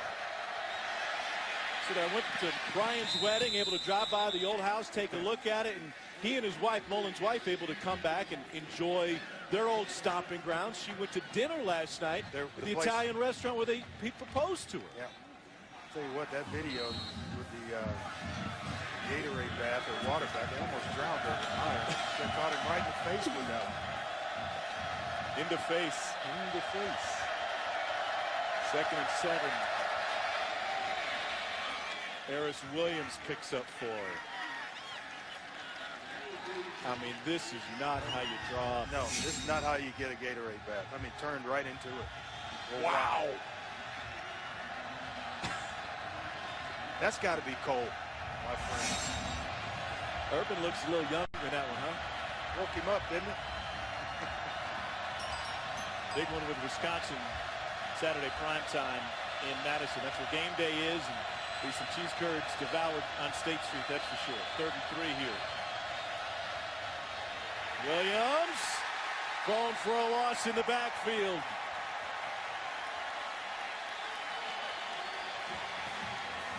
Trajan Peely earning some playing time tonight. If BYU could score on this possession, that might be the stop of the night. Watch the explosion by the true freshman right here. Nice job. Just kind of swimming inside, gets around Michael Story, who's in for Deion Calhoun to make this play. Tell you what, both defensive lines right now controlling this football game. It's going to come down to field position. BYU, a nice rush on the punter, and no return from Jurgens. Great field position after that 35-yard punt. BYU will be in plus territory. Back to Provo in 60 seconds. Nice folding. You deserve a raise. 24 hours from now, or less than that, it's Saturday night in primetime. Number 2 Ohio State and 8th-ranked Wisconsin meeting a top 10 matchup for the first time in 62 years. And Urban Meyer looks to secure his 160th career win as a head coach. Number 2 Ohio State, number 8 Wisconsin, Saturday night, 8 Eastern on ABC. Here's your look at the top 10. Big one on Rocky Top tomorrow. It didn't take Paul Chris long to get Wisconsin back on track. Be a good ball game tomorrow. Might be the surprise team in college football this season, but do they have a chance tomorrow night? It's going to be a tough one. That's a tough hill to climb. Like you going up to that Y. Yes, indeed. Too tough to even tackle. Jamal Williams, no gain. Richie Brown in on the stop. You think about BYU and their fantastic quarterbacks over the years. Talk to Taysom Hill about that. You're playing quarterback at a position in an institution that has such a great history at the position, but it's even more than that, because the expectations are so high for you to be a great leader on the football field and within the community. In terms of on the field, boy, did they have some talent at quarterback. Jim McMahon set the NCAA single-season passing record before Andre Ware broke it. Steve Young just celebrated a birthday. He was a fine player in his own right. Robbie Bosco, the year after Young left, led him to a national championship. And then that guy Detmer in 1990. We didn't even get Gifford Nielsen in there. And some others, and this one's free. Nick Kurtz down the sideline. Max Hall was a fantastic quarterback running that spread offense. I mean, I don't know anybody else. Florida's got 3 Heisman winners at the position, but I don't know overall that anybody has the depth that BYU does. Yeah, there's some pretty impressive names there. And some that you follow your entire life is, they go through their careers, but this is a great tradition of signal callers in this program. Here's Jamal Williams. St. Williams fighting his way free. I mean, you got guys like Steve Sarkisian that didn't even make the list. Gain of 8. Well, this is a guy here, Jamal Williams. Just stay with it. You don't have to have a heavy diet of it, but you have to stay with the running game. Eventually, he's going to pop one. But a lot of small 4- and 5-yarders, but the big ones will come eventually for him because he's just too talented. He's 13 yards away from the BYU all-time record. Long pass from Hill. Shake move by Pearson. And he wiggles his way to a first down. Cedric Giles with the coverage. Love to see these receivers just catch it and get vertical. Don't try to shake, don't try to outrun defenders. Just get what you can get. And then go ahead and get down. They're actually leaving yards on the table. Here's Williams with the right side. Let me take you back to Mississippi State's possession. And that big tackle by Trajan Keeley that snuffed out Mississippi State's possession, forced the punt, short field, and now BYU knocking on the door with a chance to tie this thing up. And it felt like it was going to come down to field position and who turns it over least in the second half here. BYU hasn't won a game all year that they've turned it over. Hill slides, took a shot. There's a flag. That'll move him closer, and they'll have first and goal. Jonathan Calvin draw them through the flag, we believe. And it's going to be a face mask right at the end of this run by Taysom Hill. See him here sliding feet first, giving himself Personal foul. There it is. Face mask. Defense, number 16. Half the distance to the goal. Automatic first down. Turn them into Linda Blair. Watching. That's appropriate. The month of October, Halloween right around the corner. You see him right here. Almost takes the helmet off.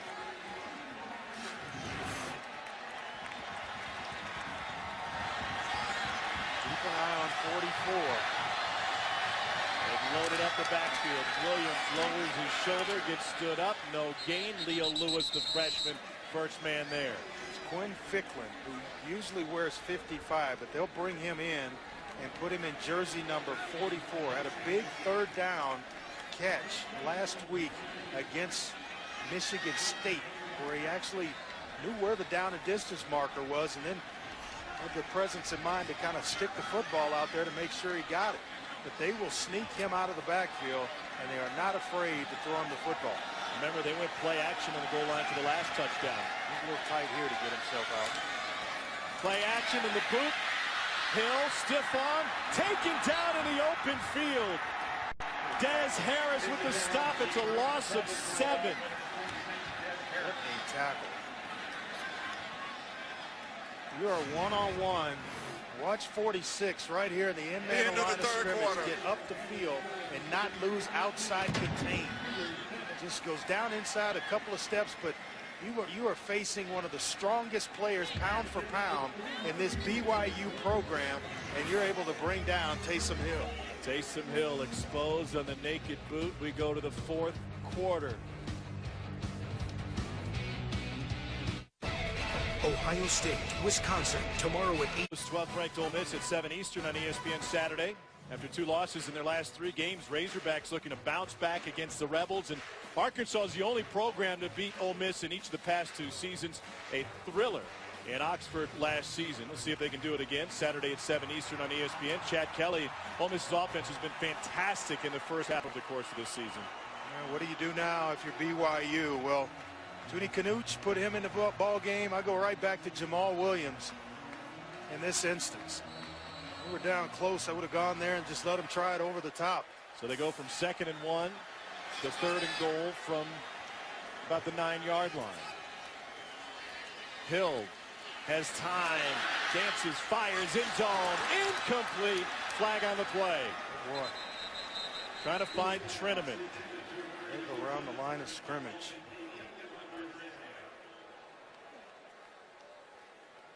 Personal foul, roughing the passer, number 57. Oh boy. Half the distance to the goal, automatic first down. I wonder what the emotions are right now for Dan Mullen. Will You get Coleman. pretty much off the field. You hold to a field goal attempt.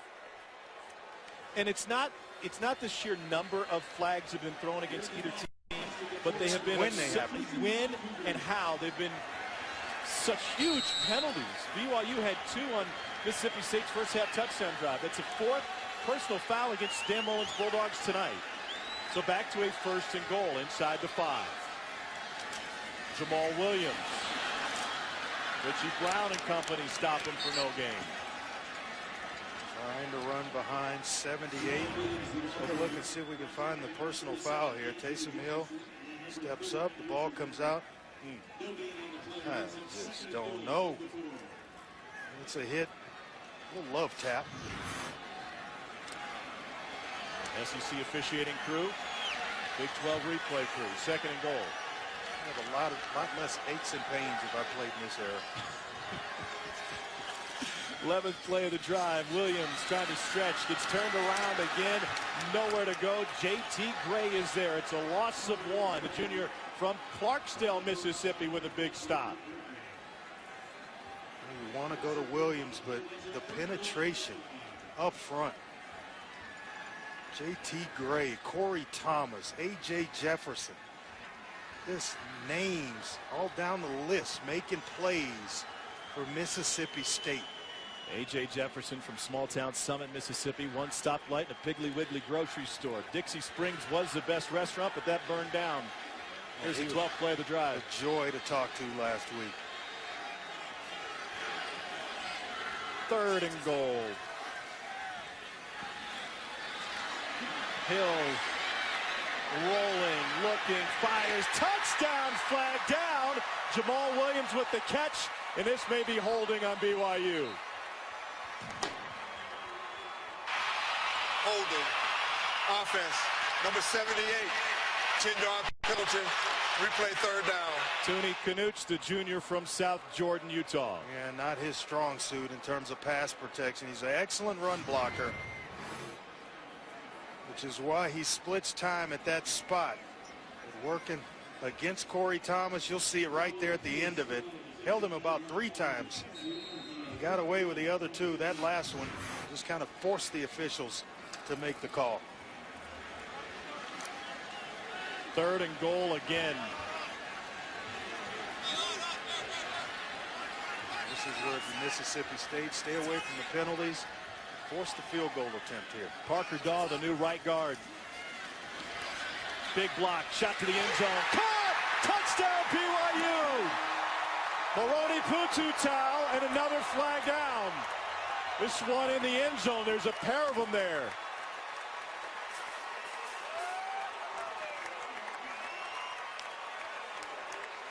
Ulu Pututau.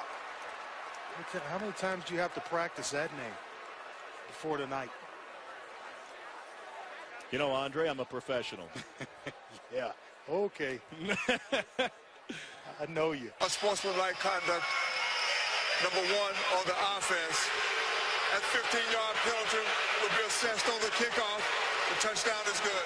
2nd touchdown grab of the season for Moroni Laulu Pututau. See him here, nice job of buying just a split second and where that ball's thrown. Right in the middle of the field between 2 defenders. Jamal Peters closing from inside out. Extra point is good.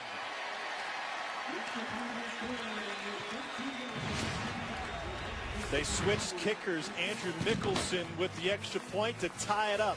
We got a ball game. Late night, Friday night in Provo, Utah. 2 minutes into the 4th quarter, and we are all tied up.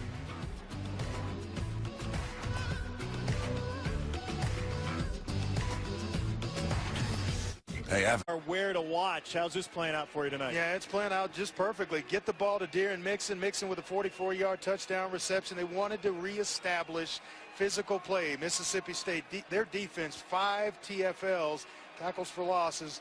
And BYU, they wanted to feed Jamal Williams, 21 rushes, 54 yards, and minimize Fitzgerald's rushing yards, only 19, but he did have the touchdown. Williams averaging 2.6 yards per carry. I would say Mississippi State doing a heck of a job up front. Corey Edwards to put it in the air. Grandnephew of Lavelle Edwards, the Hall of Famer, led him to a 1984 national title. After the penalty, it'll be great field position on the kick to Mississippi State, and Malik Deer gets swallowed at the 30-yard line. ESPN College Football Saturday kicks off at noon when third-ranked Clemson welcomes NC State to the upstate. The Tigers have won 3 in a row in the series, 10 of 11 overall. See if Clemson can continue their playoff run against North Carolina State Saturday at noon Eastern on ABC.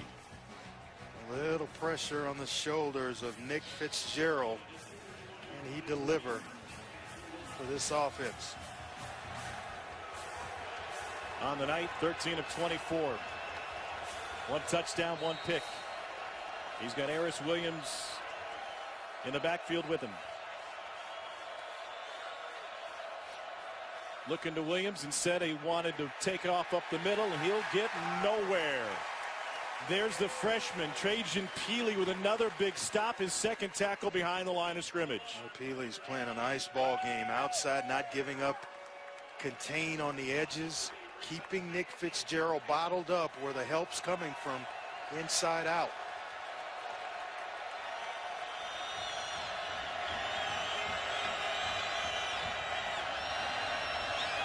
Blitz coming up the middle. Fitzgerald fires. Whoa. Micah Hanneman was the closest man to that one. He was trying to find Malik Deer, but it was underthrown. Almost had his second pick tonight. You see here a little miscommunication. Looks like Deer's going right up the seam, and Fitzgerald's thinking he's going to break it off inside. Getting loud late night. Exactly where Boyd at BYU wanted Mississippi State, 3rd and long.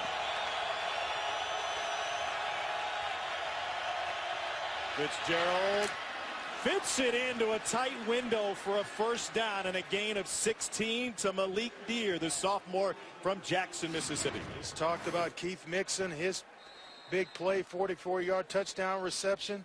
And then here, make a play on 3rd down as Malik Deer. Both guys had to have or make plays for this offense to go, and both have stepped up in big moments. BYU may be lined up offside already. It has been close.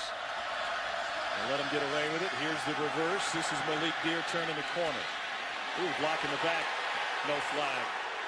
To the 45-yard line. Micah Hanneman was taken down from behind. It turns into a gain of 8 in the student section, and everybody here at Lavelle Edwards Stadium saw the same thing that the officials missed. I mean, it was a tackle. Just watching the replay, it was just outright tackle. 2nd and short. First down run for Eris Williams. This is what we're talking about. Watch number 7, Micah Hanneman. He's going to come from the inside right there, and then that's an outright tackle that was missed. Justin Senior, the right tackle for Mississippi State, with a takedown. The funny part, from Senior's perspective, he didn't need to do it. The play was almost past Hanneman at the time. Yep.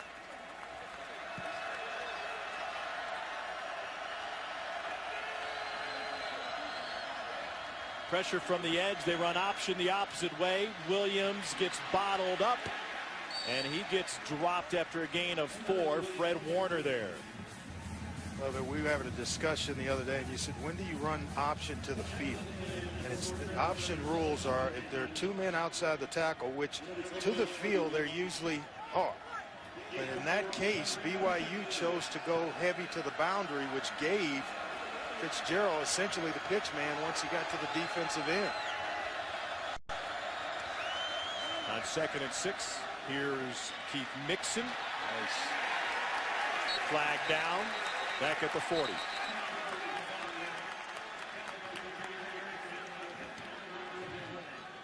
Personal foul. Top block. Offense, number 58 and 27. 15-yard penalty. Replay second down. Justin Senior, the right tackle, and Eris Williams go high-low. You see Senior here, and then he's high. Eris Williams goes low. It's a nice call by the officials there.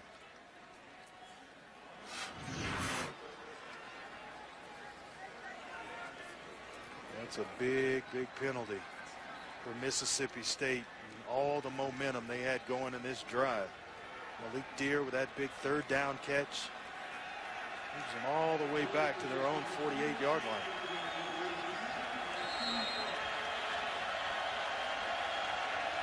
Can't allow Fitzgerald to sit back there. You gotta get some pressure. Williams able to take it past midfield on a gain of 3. Francis Bernard another stop.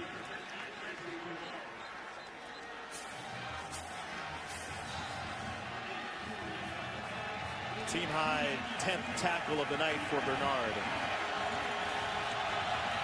3rd and 18.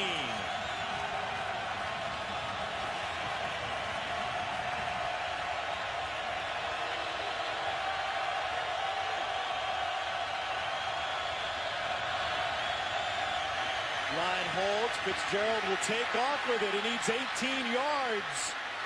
He's got it and more, and a first down thanks to Nick Fitzgerald. Boy, I tell you what, Jamal Claiborne, the center, got away with one. Got away with a hold right in the middle of the field, which freed up Fitzgerald to pick up that first down. A 22-yard run for Fitzgerald. Watch 60 right in the middle of the field. He's going to lose and then just grab a hold, and the officials missed another one. Eris Williams shoves his way forward for a gain of 1.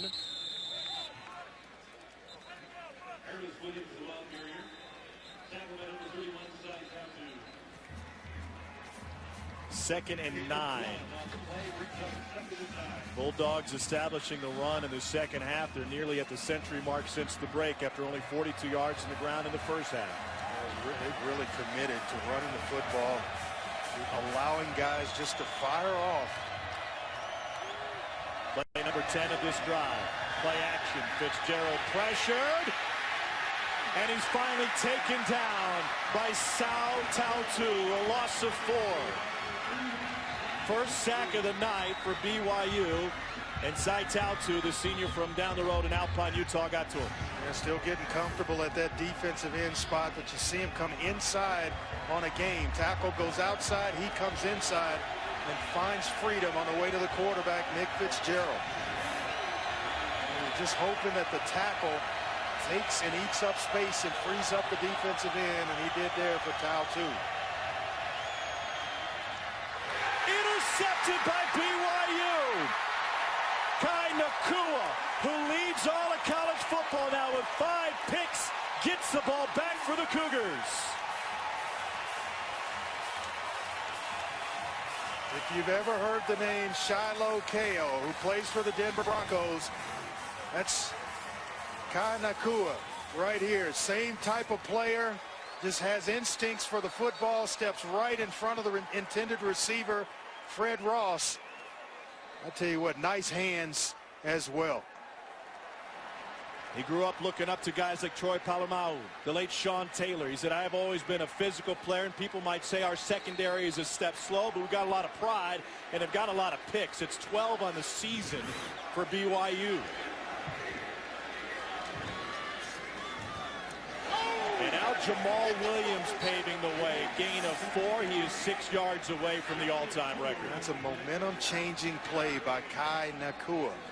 When you do it, all of a sudden the adrenaline rushes from the defensive side of the ball to the offense, and you see it in the physical play of the offensive line. They want another shot and a chance to put it in the end zone, as well as Jamal Williams with a tough run.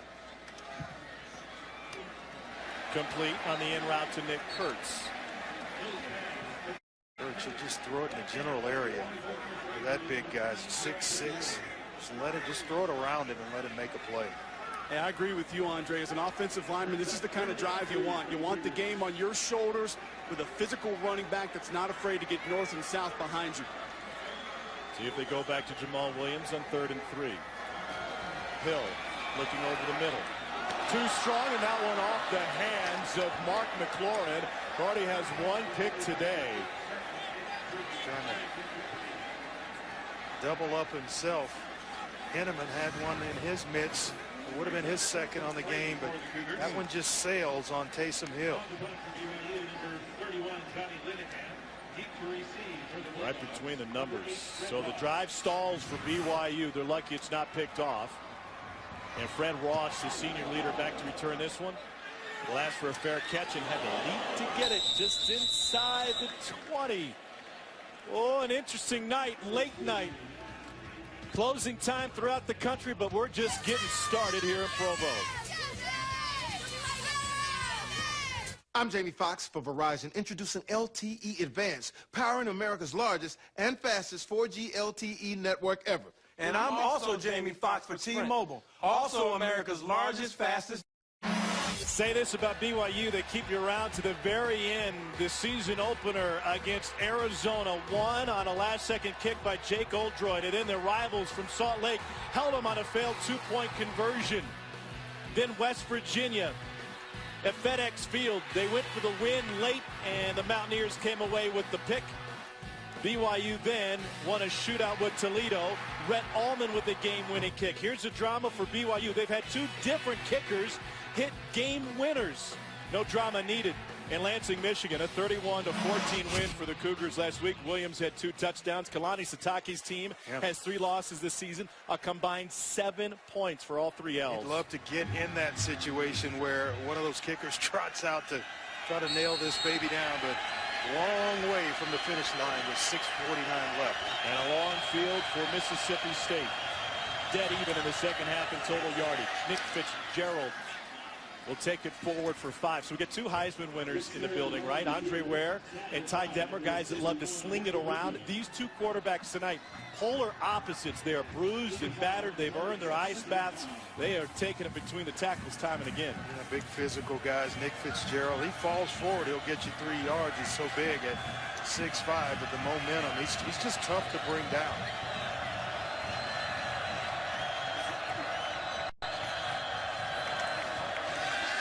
Quick hitter to the outside and Keith Mixon.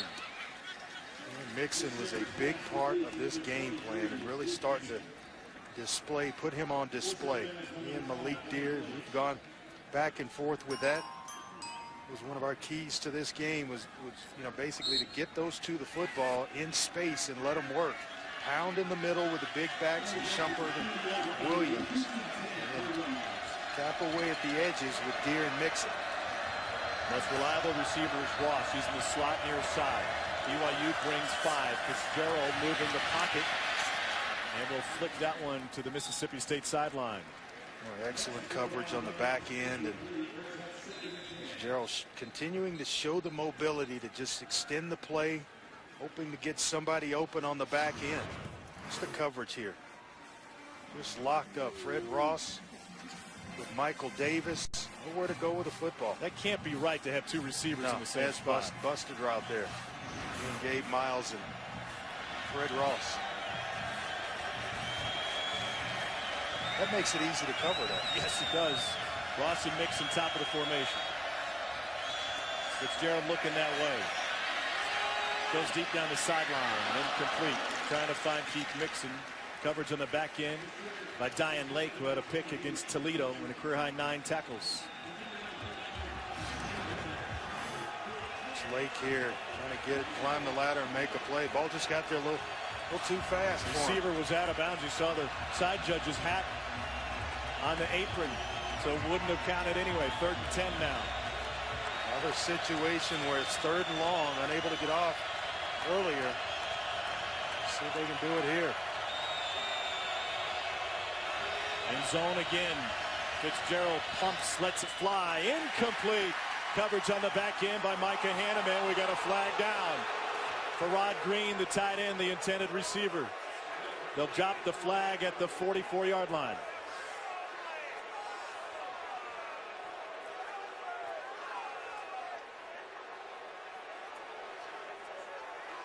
Pass interference.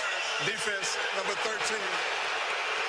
Ball is placed at the spot of the foul. Automatic first down. That's Francis Bernard, the linebacker. You mentioned before that you're surprised the amount of zone that BYU is playing tonight. How big an adjustment has that been for Mississippi State to get used to it if they haven't seen it on film? Well, if it doesn't matter, you don't have to see it from BYU as long as you've seen it somewhere during the season to adjust it. Doesn't take long for Dan Mullen, who's the play caller, to get himself adjusted to help out Nick Fitzgerald. Zone is zone. It's one of the things you put in the first week or so of training camp. Keith Mixon on the counter pitch.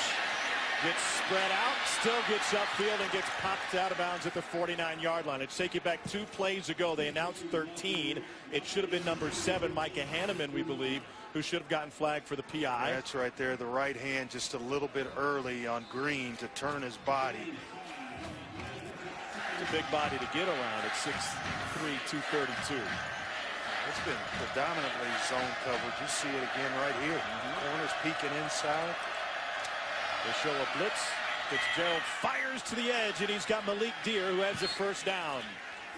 Michael Davis with the coverage, gain of 12. Hard to bring down. 5'9", 220 pounds. Can't get under him because he's built so low to the ground. And he's with a lot of power at that slot position. Almost a slot / running back.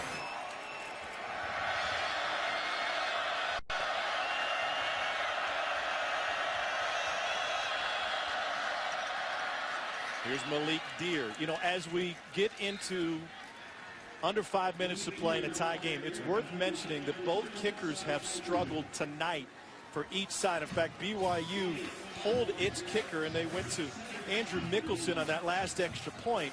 And we know, we've documented the struggles of Weston Graves, who's missed 2 key kicks over the course of the season, including a would-be game winner in the opener against South Alabama, and one on the opening drive from 26 yards last week against Auburn. The only place where Dustin Graves is residing right now. Timeout.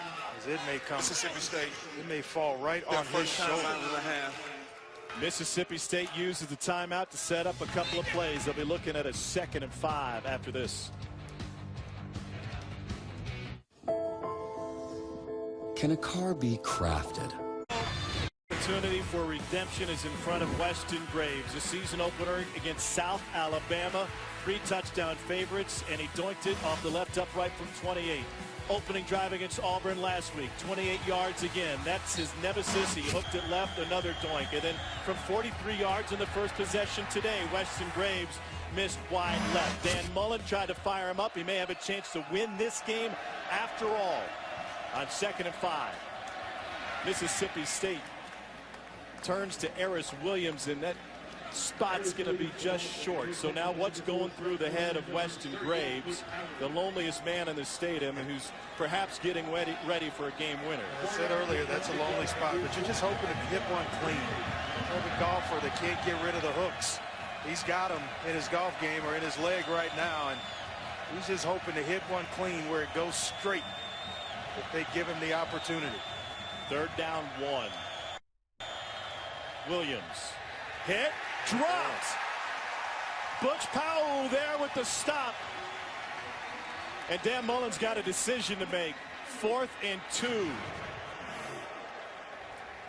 See here, they get tremendous penetration. It allows Powell to get right through to the legs of Williams. Ansem Tanielu, the first man there at 6'2", 318. The offense stays on the field for Mississippi State. I agree with the call here by Dan Mullen. You're trying to instill some confidence in your football team, not only for tonight, but going forward. Graves has hit a 48-yarder this season. That's where the kick would be from here. 4th and 2. Fitzgerald slipped on the turf, fails to pick it up. It was right in front of him. And what you wanted, linebackers are flowing with a jet sweep motion, and you've got exactly what you want if you're Nick Fitzgerald. They go outside up the field. He's going to easily pick up the first down here. Longy goes out wide. That opens it up for him to at least get to the first down marker, and just stumbles over his own feet. And So the drama builds. 3:05 remaining. All 3 timeouts there for BYU. Mississippi State has had 3 second-half possessions in BYU territory. They've come away with 0 points. Jamal Williams, no. This is Taysom Hill. Now, it's not a rush with all 3 timeouts. You got a lot of time here. You want to make sure that when you do get yourself in a position to score, you'll leave Mississippi State with very much on the clock. Tony Canucci's back in at right guard. He had been pulled for Parker Daw after a key penalty earlier in the 4th quarter. That was a quick snap, flagged down, and procedural penalty probably coming against BYU. Corey Thomas spiked that pass from Taysom Hill.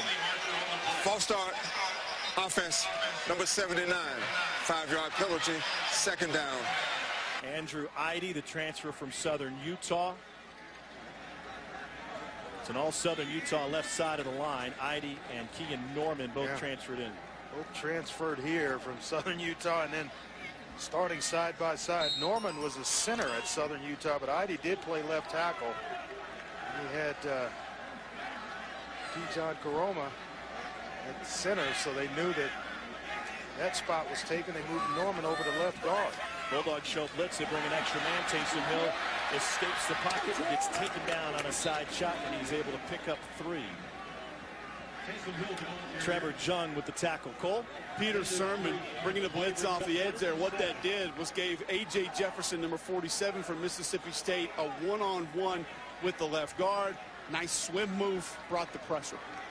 He's got a variety of pass rush moves. He's up and under, which is his favorite. They're swimming. The guard, watch here. His job with the swim move, quick with it. It's a hand on Taysom Hill to force him out of the pocket.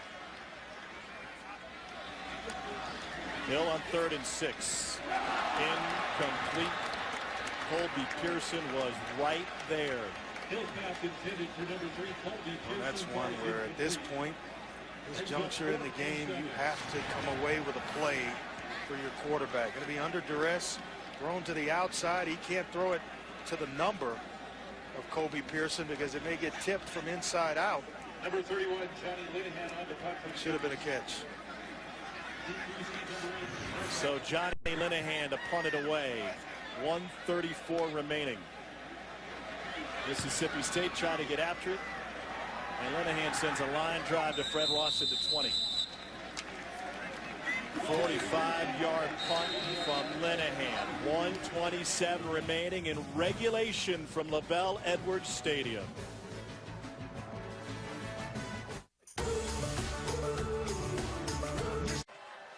Well, it's been a wild one here tonight at Provo. A run-pass option. Nick Fitzgerald flips it for 44 yards to keep Mixon, takes it the rest of the way. On play action at the goal line, Taysom Hill able to find a wide-open tight end. Fitzgerald plunges in, and then from 15 yards out, after it seemed like BYU was going the wrong way, a diving catch by Pututau. We are tied at 14.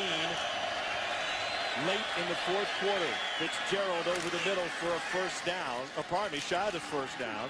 And it's a gain of 7 to Keith Mixon. 1:15 and rolling. 2 timeouts left for Mississippi State. Speed things up now. Harris Williams, nope, Fitzgerald kept that. And Cy Tautu with the stop. Francis Bernard there with them. And well, that was a huge stop for BYU because that brings up 3rd down now, and the Cougars have all 3 timeouts left. Ball security is a premium right now. You can't turn it over. You're Nick Fitzgerald. It would put BYU maybe a play or 2 within field goal range. Fitzgerald only converts 46% of his passes on 3rd down. That's 3rd worst in the SEC. 35 seconds left in the 4th quarter. Dan Mullen might be playing for overtime here. It looks like it because he's in no hurry, that's for sure. They keep it on the ground. Williams tripped up, can't get back to the line of scrimmage. Timeout taken by BYU. Well, and Tom, I'm surprised that BYU didn't take the timeout after 2nd down. They had 3 of them. You have 3 timeouts. You're trying to extend this game and get the football back with an opportunity to maybe play for a field goal. And you got 3 timeouts. You can't take them to the locker room with you or into overtime.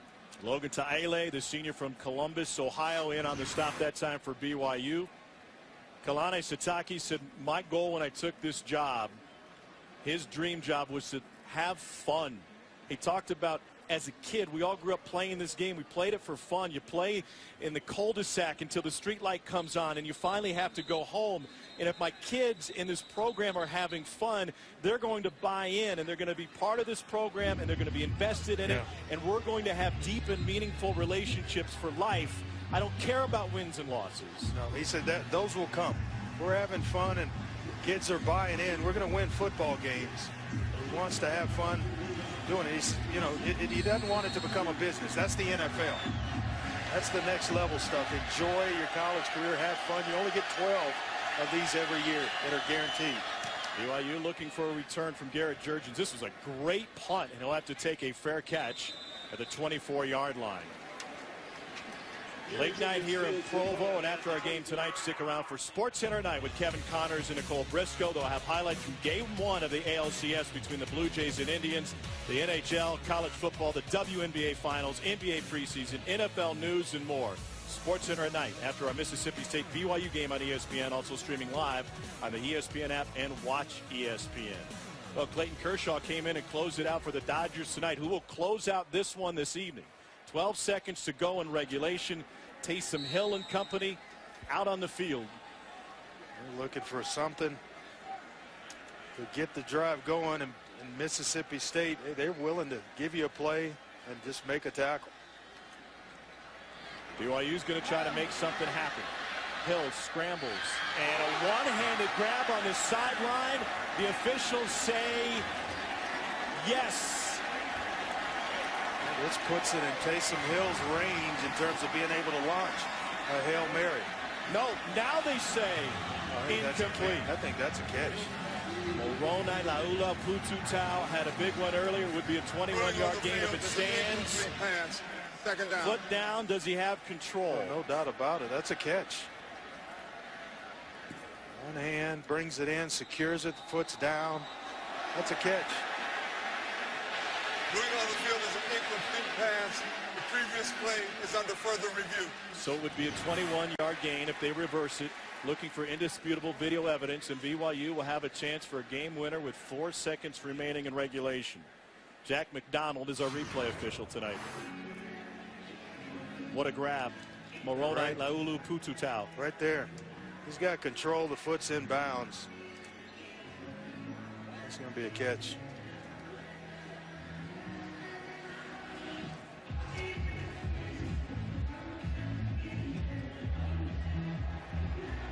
I see control all the way through. I see it as well.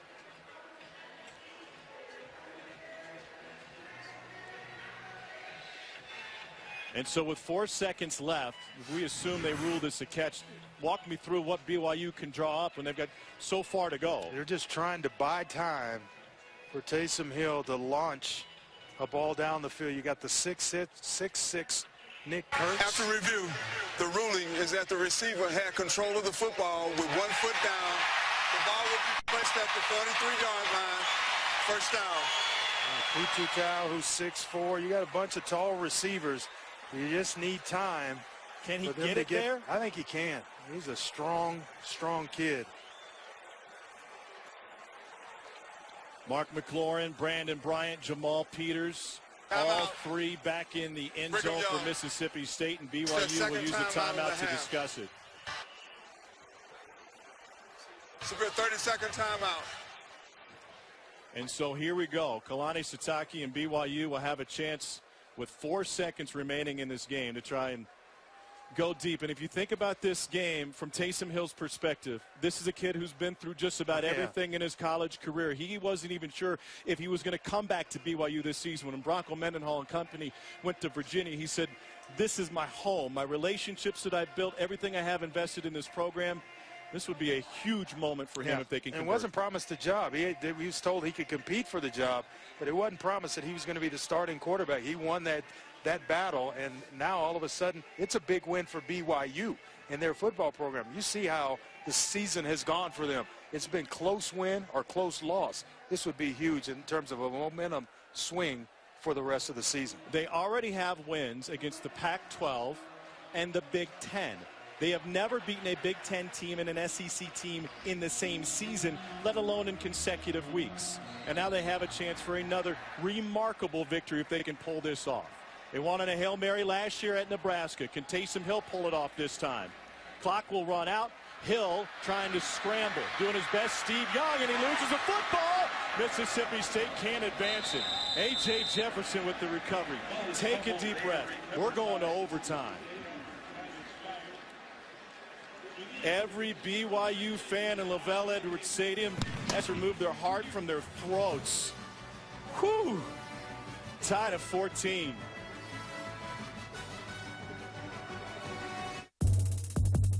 Now, I'm a 6'6" white boy from the suburbs.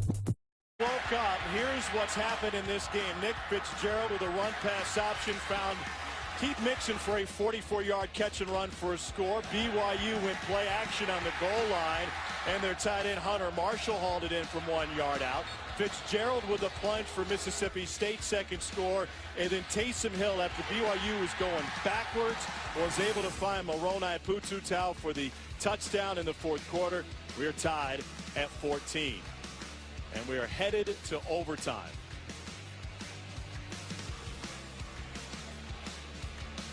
Fitzgerald, 214 yards to the air, a touchdown and 2 picks.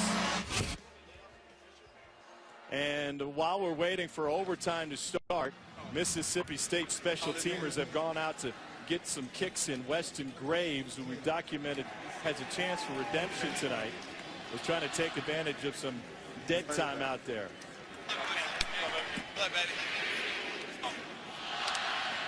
Brigham Young won the toss, elected to play defense. Mississippi State chose to play on this end of the field. We'll put the ball on the 25-yard line, first down. College overtime, a lot different in the NFL. You want to see what the opponent does so you know exactly what you need to do by deferring. One possession from the 25-yard line, game clock off, play clock only, and if we get to 3 overtimes, we're missing our flight. But if we get to 3 overtimes, then both teams must go for 2. What a scene in Provo. Buddy quite ready to go to bed. Not just yet. Hold on a bit longer.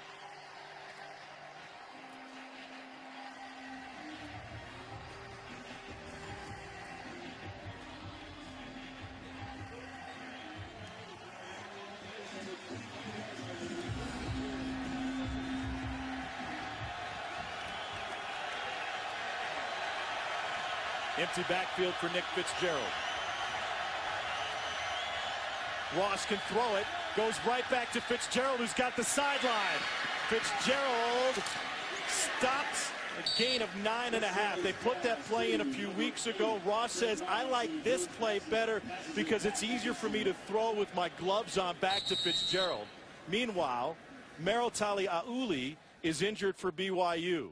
I'm wondering what Justin Sr., the right tackle's doing. Just came off of his block. If he just gets a piece on the outside. Watch the play here. See the throw to Fred Ross, back to Nick Fitzgerald. Now watch the right tackle 58. Kind of just stops.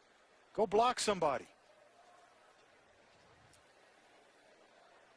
Taliauli, the sophomore out of Salt Lake City East High School, getting his left leg looked at. It was a gain of 9 on the throwback to Fitzgerald.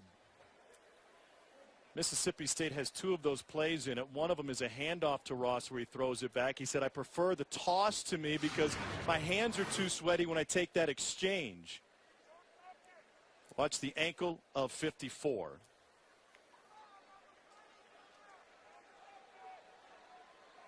May have been his teammate Francis Bernard who went into that left knee.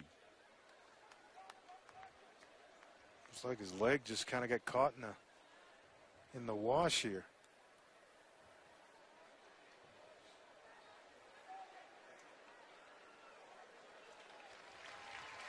Good to see him get up, able to walk off on his own power.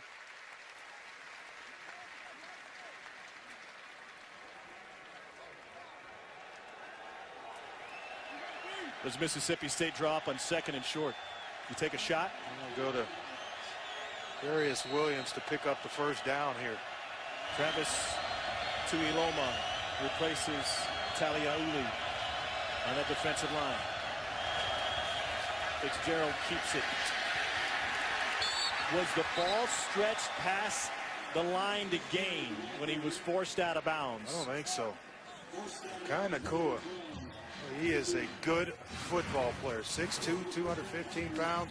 That's him close from the secondary and then making sure that Nick Fitzgerald doesn't get any more progress.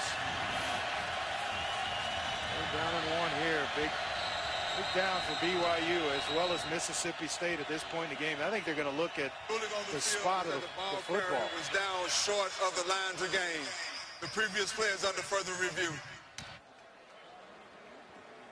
Nick Fitzgerald may have stretched the football, as you were able to see, just across the first down mark. Remember, first quarter, Dan Mullen challenged a spot when BYU had the ball inside the 1-yard line.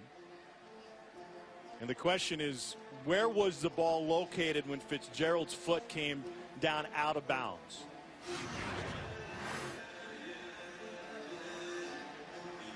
The shove by Nakua. It looks short there, but then he extends the football. That's over the line. And it steps out. I think you're right. I think it's going to be a first down here.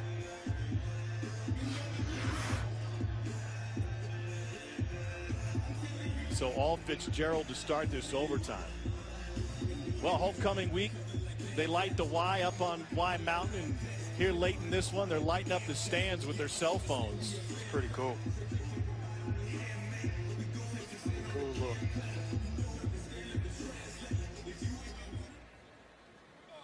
Well, nobody's leaving. Nope. That's for sure. Here in the Mountain After Time further zone. review, the runner extended the ball to the 14.5-yard line before going out of bounds. It will be first down. So a fresh set of downs for Mississippi State here in the Mountain Time Zone. We're 15 minutes from Saturday, and not a soul has left the building. First possession of overtime, LaBelle Edwards Stadium. A magnificent look, one of the most scenic views in all of college football. This beautiful stadium was built in the mid-60s, expanded in 1982. It's seen some great ones. And here they're looking for their first ever home win against a Southeastern Conference opponent.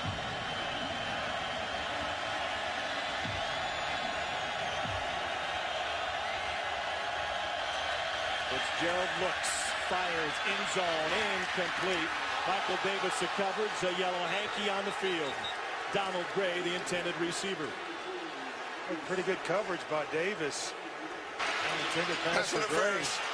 Defense, number 15. The foul occurred in the end zone. The ball is placed at the 2-yard line. Automatic first down. That is the second pass interference penalty against BYU tonight. Gray's second on the team in receiving yards. You see here. They're seeing that Davis got there just a tad bit early. They did. Oh, that's so close.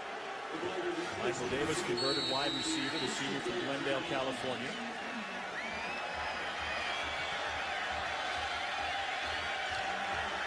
Ball just outside the 2 for the Bulldogs of Mississippi State. Ross in motion. Fitzgerald rides and fires, batted away, incomplete, and that's going to set up second and goal. Fred Warner got his hands on it. Just a lot of players. This BYU defense making plays. See Warner here, just times it just right. Warner back in action. He didn't play last week in East Lansing. Was out with a hamstring injury. Had a career high 14 tackles against West Virginia. That game at FedEx Field. Trips to the left. Ross, the lone receiver, to the right. He's matched up with Diane Lake. That's where you go with a football. Fitzgerald looking left the whole time. Now trying to find Ross. He'll scramble.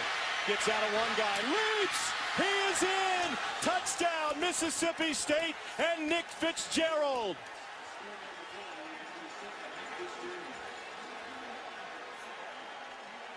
Oh, what an athletic play by Nick Fitzgerald, able to escape outside. Harvey Longy misses a tackle, and Fitzgerald goes airborne. Just lays it on the line for his football team. Andre, big extra point for Weston Graves. Oh, yeah, you think there are a few butterflies in the pit of his stomach right now? This is huge. It's been an adventure. Whew. Graves able to punch it in. Dan Mullen can afford a smile. He said, we need one stop, Richie Brown. One stop, and we're leaving Provo with a win. Watch the pressure by Longy there, and then it's just find a way in. Leaps over Fred Warner, the linebacker, on his way into the end zone. This is outstanding work.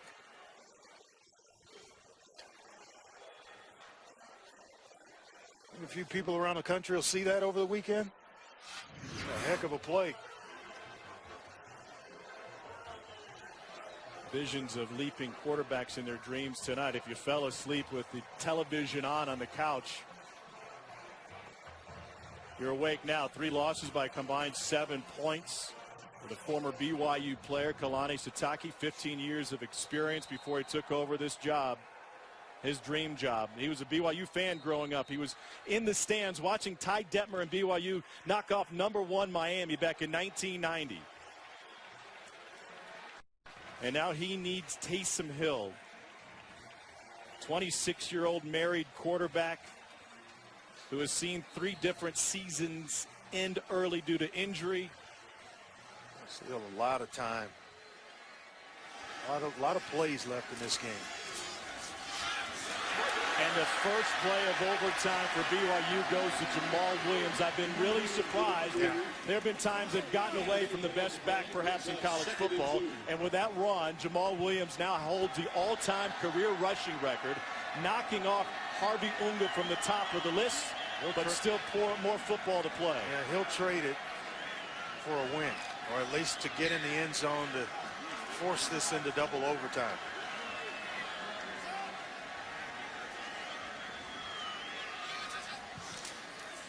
Williams picks up 1 needed for the first down. Todd Detmer told me, he says he's not a guy that bangs his chest very much, but you kind of know when you get a sense of when to go to him. Game's on the line. He knows when to step up, when to kind of point to the coaches and say, hey, go ahead and call my number. I'm here if you need me. And this is a time in the ball game when you need Jamal Williams to produce. A new school record, 3,461 career rush yards. If he stays on pace this season, he'll also have a new single season record. They go play action. Hill has the ball stripped away, scooped up by BYU and Tanner Baldery. And Baldery able to advance it inside the 10. It's a gain of 6. Wow. On 2 occasions, Taysom Hill has lost the football. Been able to, that's just great work there by A.J. Jefferson to knock it out. But Baldery right there, Johnny on the spot to come up with this, and not only to recover it, but to advance it and pick up some yards. Sometimes better to be lucky than good. He was only there because Marquise Spencer threw him 10 yards backwards. Second down.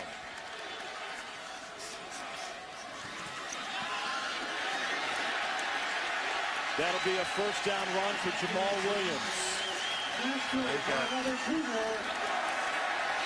He was following the fullback Algernon Brown, injured player down for BYU. It looks like Thomas Schoaf, the true freshman right tackle. Schoaf injured his ankle against Michigan State. He was in a boot earlier this week in practice, and he is in a lot of pain. Being tended to by BYU's athletic training staff. You hate to see that. 59 right in there. It's an ugly way to come down around a lot of bodies, and with Jamal Williams that came down on the backside of that ankle.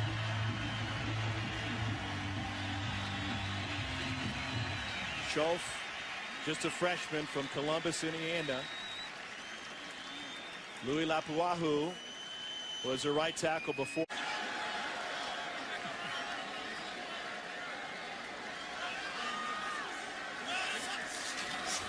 They're going to throw. Fade route, end zone, incomplete. They're trying to go to Nick Kurtz, who was covered by Cedric Giles, waving to the LaVell Edwards Stadium crowd. The crowd doesn't like it. They want to see where the ball in the hands of Jamal Williams, and I can't say I disagree.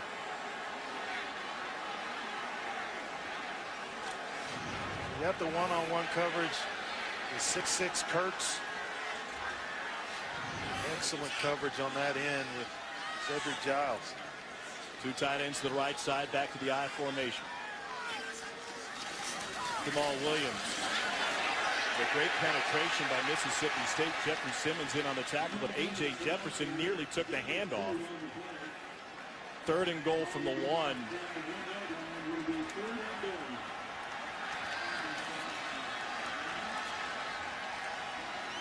Tell you what, nice block inside by Tuni Canucci. Right back to that right side. It takes 2 of them. Give it to him twice going right.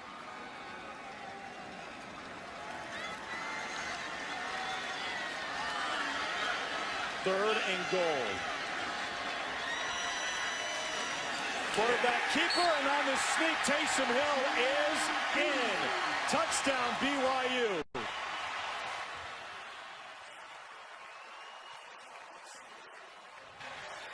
Talk about breaking your tendencies. They didn't go to Williams once. Watch the hole right here, right over the center. I mean, and then they just crash everything down. Nice block by Canucci. They crash it down even more, and it's just wide open for Taysom Hill to run the quarterback sneak in for the touchdown. Andrew Mickelson has made 1 extra point in his career. That was earlier tonight. And before they can get the snap off, we got a timeout, Mississippi State. Dan Mullen got out of the field. Timeout, Mississippi State. It's a good 30-second timeout. That's a great timeout to try to freeze the kicker on an extra point here. It seems so routine, but you freeze him, you know it's just his 2nd career point after attempt, and so I think that's an excellent usage of a timeout by Dan Mullen. Andrew Mickelson, the junior from Canby, Oregon, made his first point after attempt tonight. He's the 3rd kicker used by BYU this season. The other 2, Jake Oldroyd, the 26-year-old freshman walk-on, hit a game winner against Arizona. Rhett Allman, the sophomore from Valencia, California, hit a game winner against Toledo. Kalani Sitake's team, if this thing goes to 2 overtime, may have 3 different kickers kick a game winner within 1 season. This one for the tie on the point after to send us to the 2nd overtime tonight.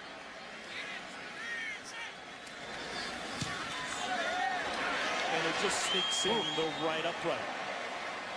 You didn't think this game was going to end on a missed extra point, did you? Nah, of course not. We are tied at 21 as we head to overtime number 2. Both quarterbacks taking over this game late. Nick Fitzgerald goes airborne. And then after that, Taysom Hill with a quarterback sneak. Overtime number 2 next. Go wake up your roommate, call your buddy. We're going to overtime number 2 tonight. Late night in Provo, Utah. Mississippi State and BYU locked at 21. Overtime number 1, Mississippi State got first crack at it. And Nick Fitzgerald, with a couple of pump fakes, was able to leap over his would-be tackler Fred Warner and go in. Then BYU caught a huge break. Taysom Hill with the fumble. It ends up in the hands of his tight end, Tanner Baldery, who's able to pick up 6 yards. A couple plays later, they went away from Jamal Williams on multiple plays. Taysom Hill able to sneak it in. And so we switch sides of the field. as the clock strikes midnight Mountain Time here in Provo. Partner, I've been talking about Tuni Canucci all game long. He just washes Nelson Adams down inside. And it's kind of uncharacteristic where you're in a goal line defense right on the one, and you leave the center uncovered. But he takes Nelson Adams, who's slanting that way, to the center, takes him down inside. It was easy work for Taysom Hill. Who was the offensive lineman? Taysom? Tuni Canucci? Tuni Canucci, I'm sorry. I just wanted to hear you say that name a couple more times tonight. Tell you what, the big fella's done some nice work inside. Meanwhile, on the other side for Mississippi State, Dan Mullen challenged his team this week. He said, Auburn just beat us in every phase of the game. I didn't feel like we were physical enough, and I've never before seen that from my team. So he gathered his leadership council during the short week of practice. Said, guys, what's wrong? What's the deal? Their answer was, we're not having any fun. Can you let us hit each other in practice? Can you let us scuffle a little bit and just let our hair down? So Dan Mullen opened every practice this week, not with stretching as you normally would, probably the wise way to do it. He opened up with one-on-one drills and goal line drills. That physical play has paid off for Mississippi State. Said he wanted a game right in the middle of the field. Let's just see who's standing the longest. Well, he got exactly what he signed up for. On play action, Hill able to find his tight end, Tanner Baldery. Baldery all the way to the goal line and in. First play, overtime number 2.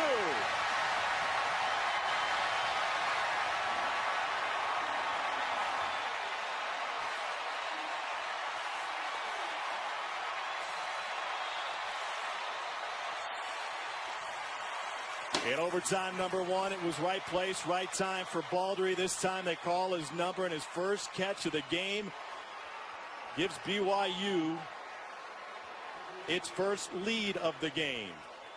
Back to Rhett Allman for the point after. Second different kicker they've used tonight, and Allman puts it through. Well, that escalated quickly. Yeah, nice job by Taysom Hill to draw the defense to him. That opened it up for Tanner Baldery. Right here, nice job. You know you're going to take a hit, but just throw a catchable ball, and then the big fella in the open field. Let's show us some speed at the end of this run. You'll see him here just invite the defense. Brandon Bryant, the safety, right into his lap, flips a nice pass to Baldery. Jamal Williams' most effective role tonight has been that of decoy. Man, it's worked. We thought he was getting the football down on the goal line the last possession of the first overtime, and Taysom Hill went in. Mississippi State's turn. Fitzgerald goes in zone, first play. Goal! Incomplete. Fred Ross had it for a split second. Oh, what a throw by Fitzgerald. Wins with the throw. You just have to finish. Pulls the arms just a little bit too quickly. Right there, that should have been 6.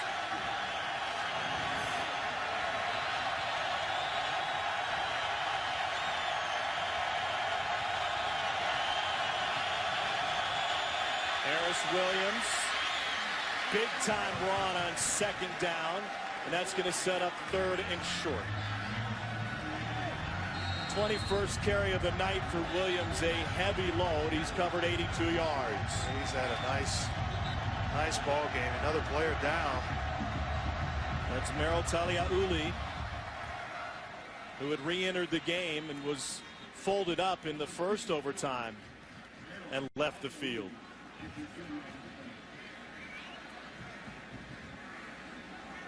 So 3rd and short, Andre. We've seen BYU go against tendencies and use their running back as a decoy. We take another look at Taliauli, number 54, in the middle of the screen. You really got 2 options here. You got the big Nick Fitzgerald, who could essentially fall forward and pick up a yard. And then Williams,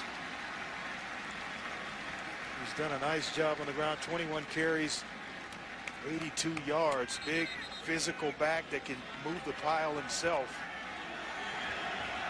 It'll be Fitzgerald here. It's less ball handling if you just go with Fitzgerald.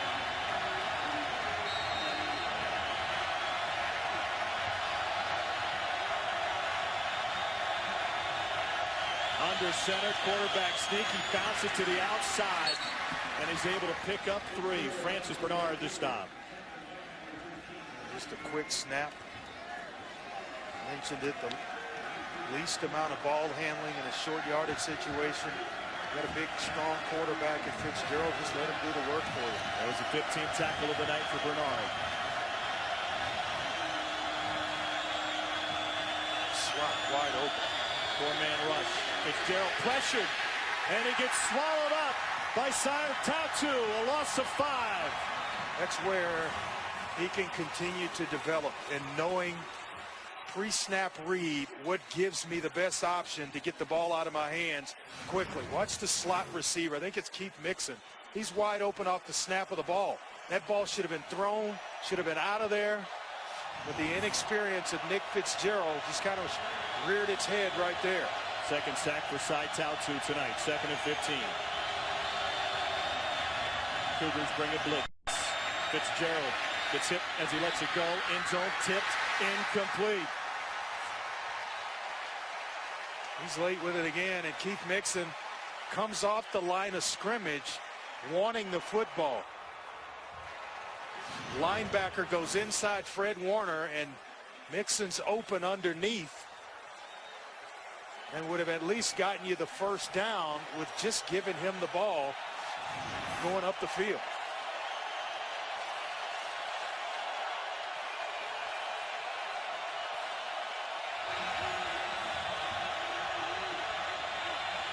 Option. Here's Mixon.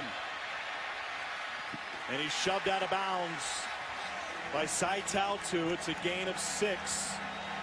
4th down, forthcoming, and the game on the line for Mississippi State. Well, here it is. All boils down. Do we continue playing? If Mississippi State picks it up here. If not, it's can he bar the door? Timeout, BYU. Is this how you expected your Saturday morning to start? So last time out of the second period. First down. Watch this boundary blitz and the safety over the top. Now he's cheating back inside. Fitzgerald pressured, rolls, lets it go, end zone. BYU survives. Fred Ward in the middle of it again. And Kalani Sitake of BYU will celebrate a homecoming double overtime victory.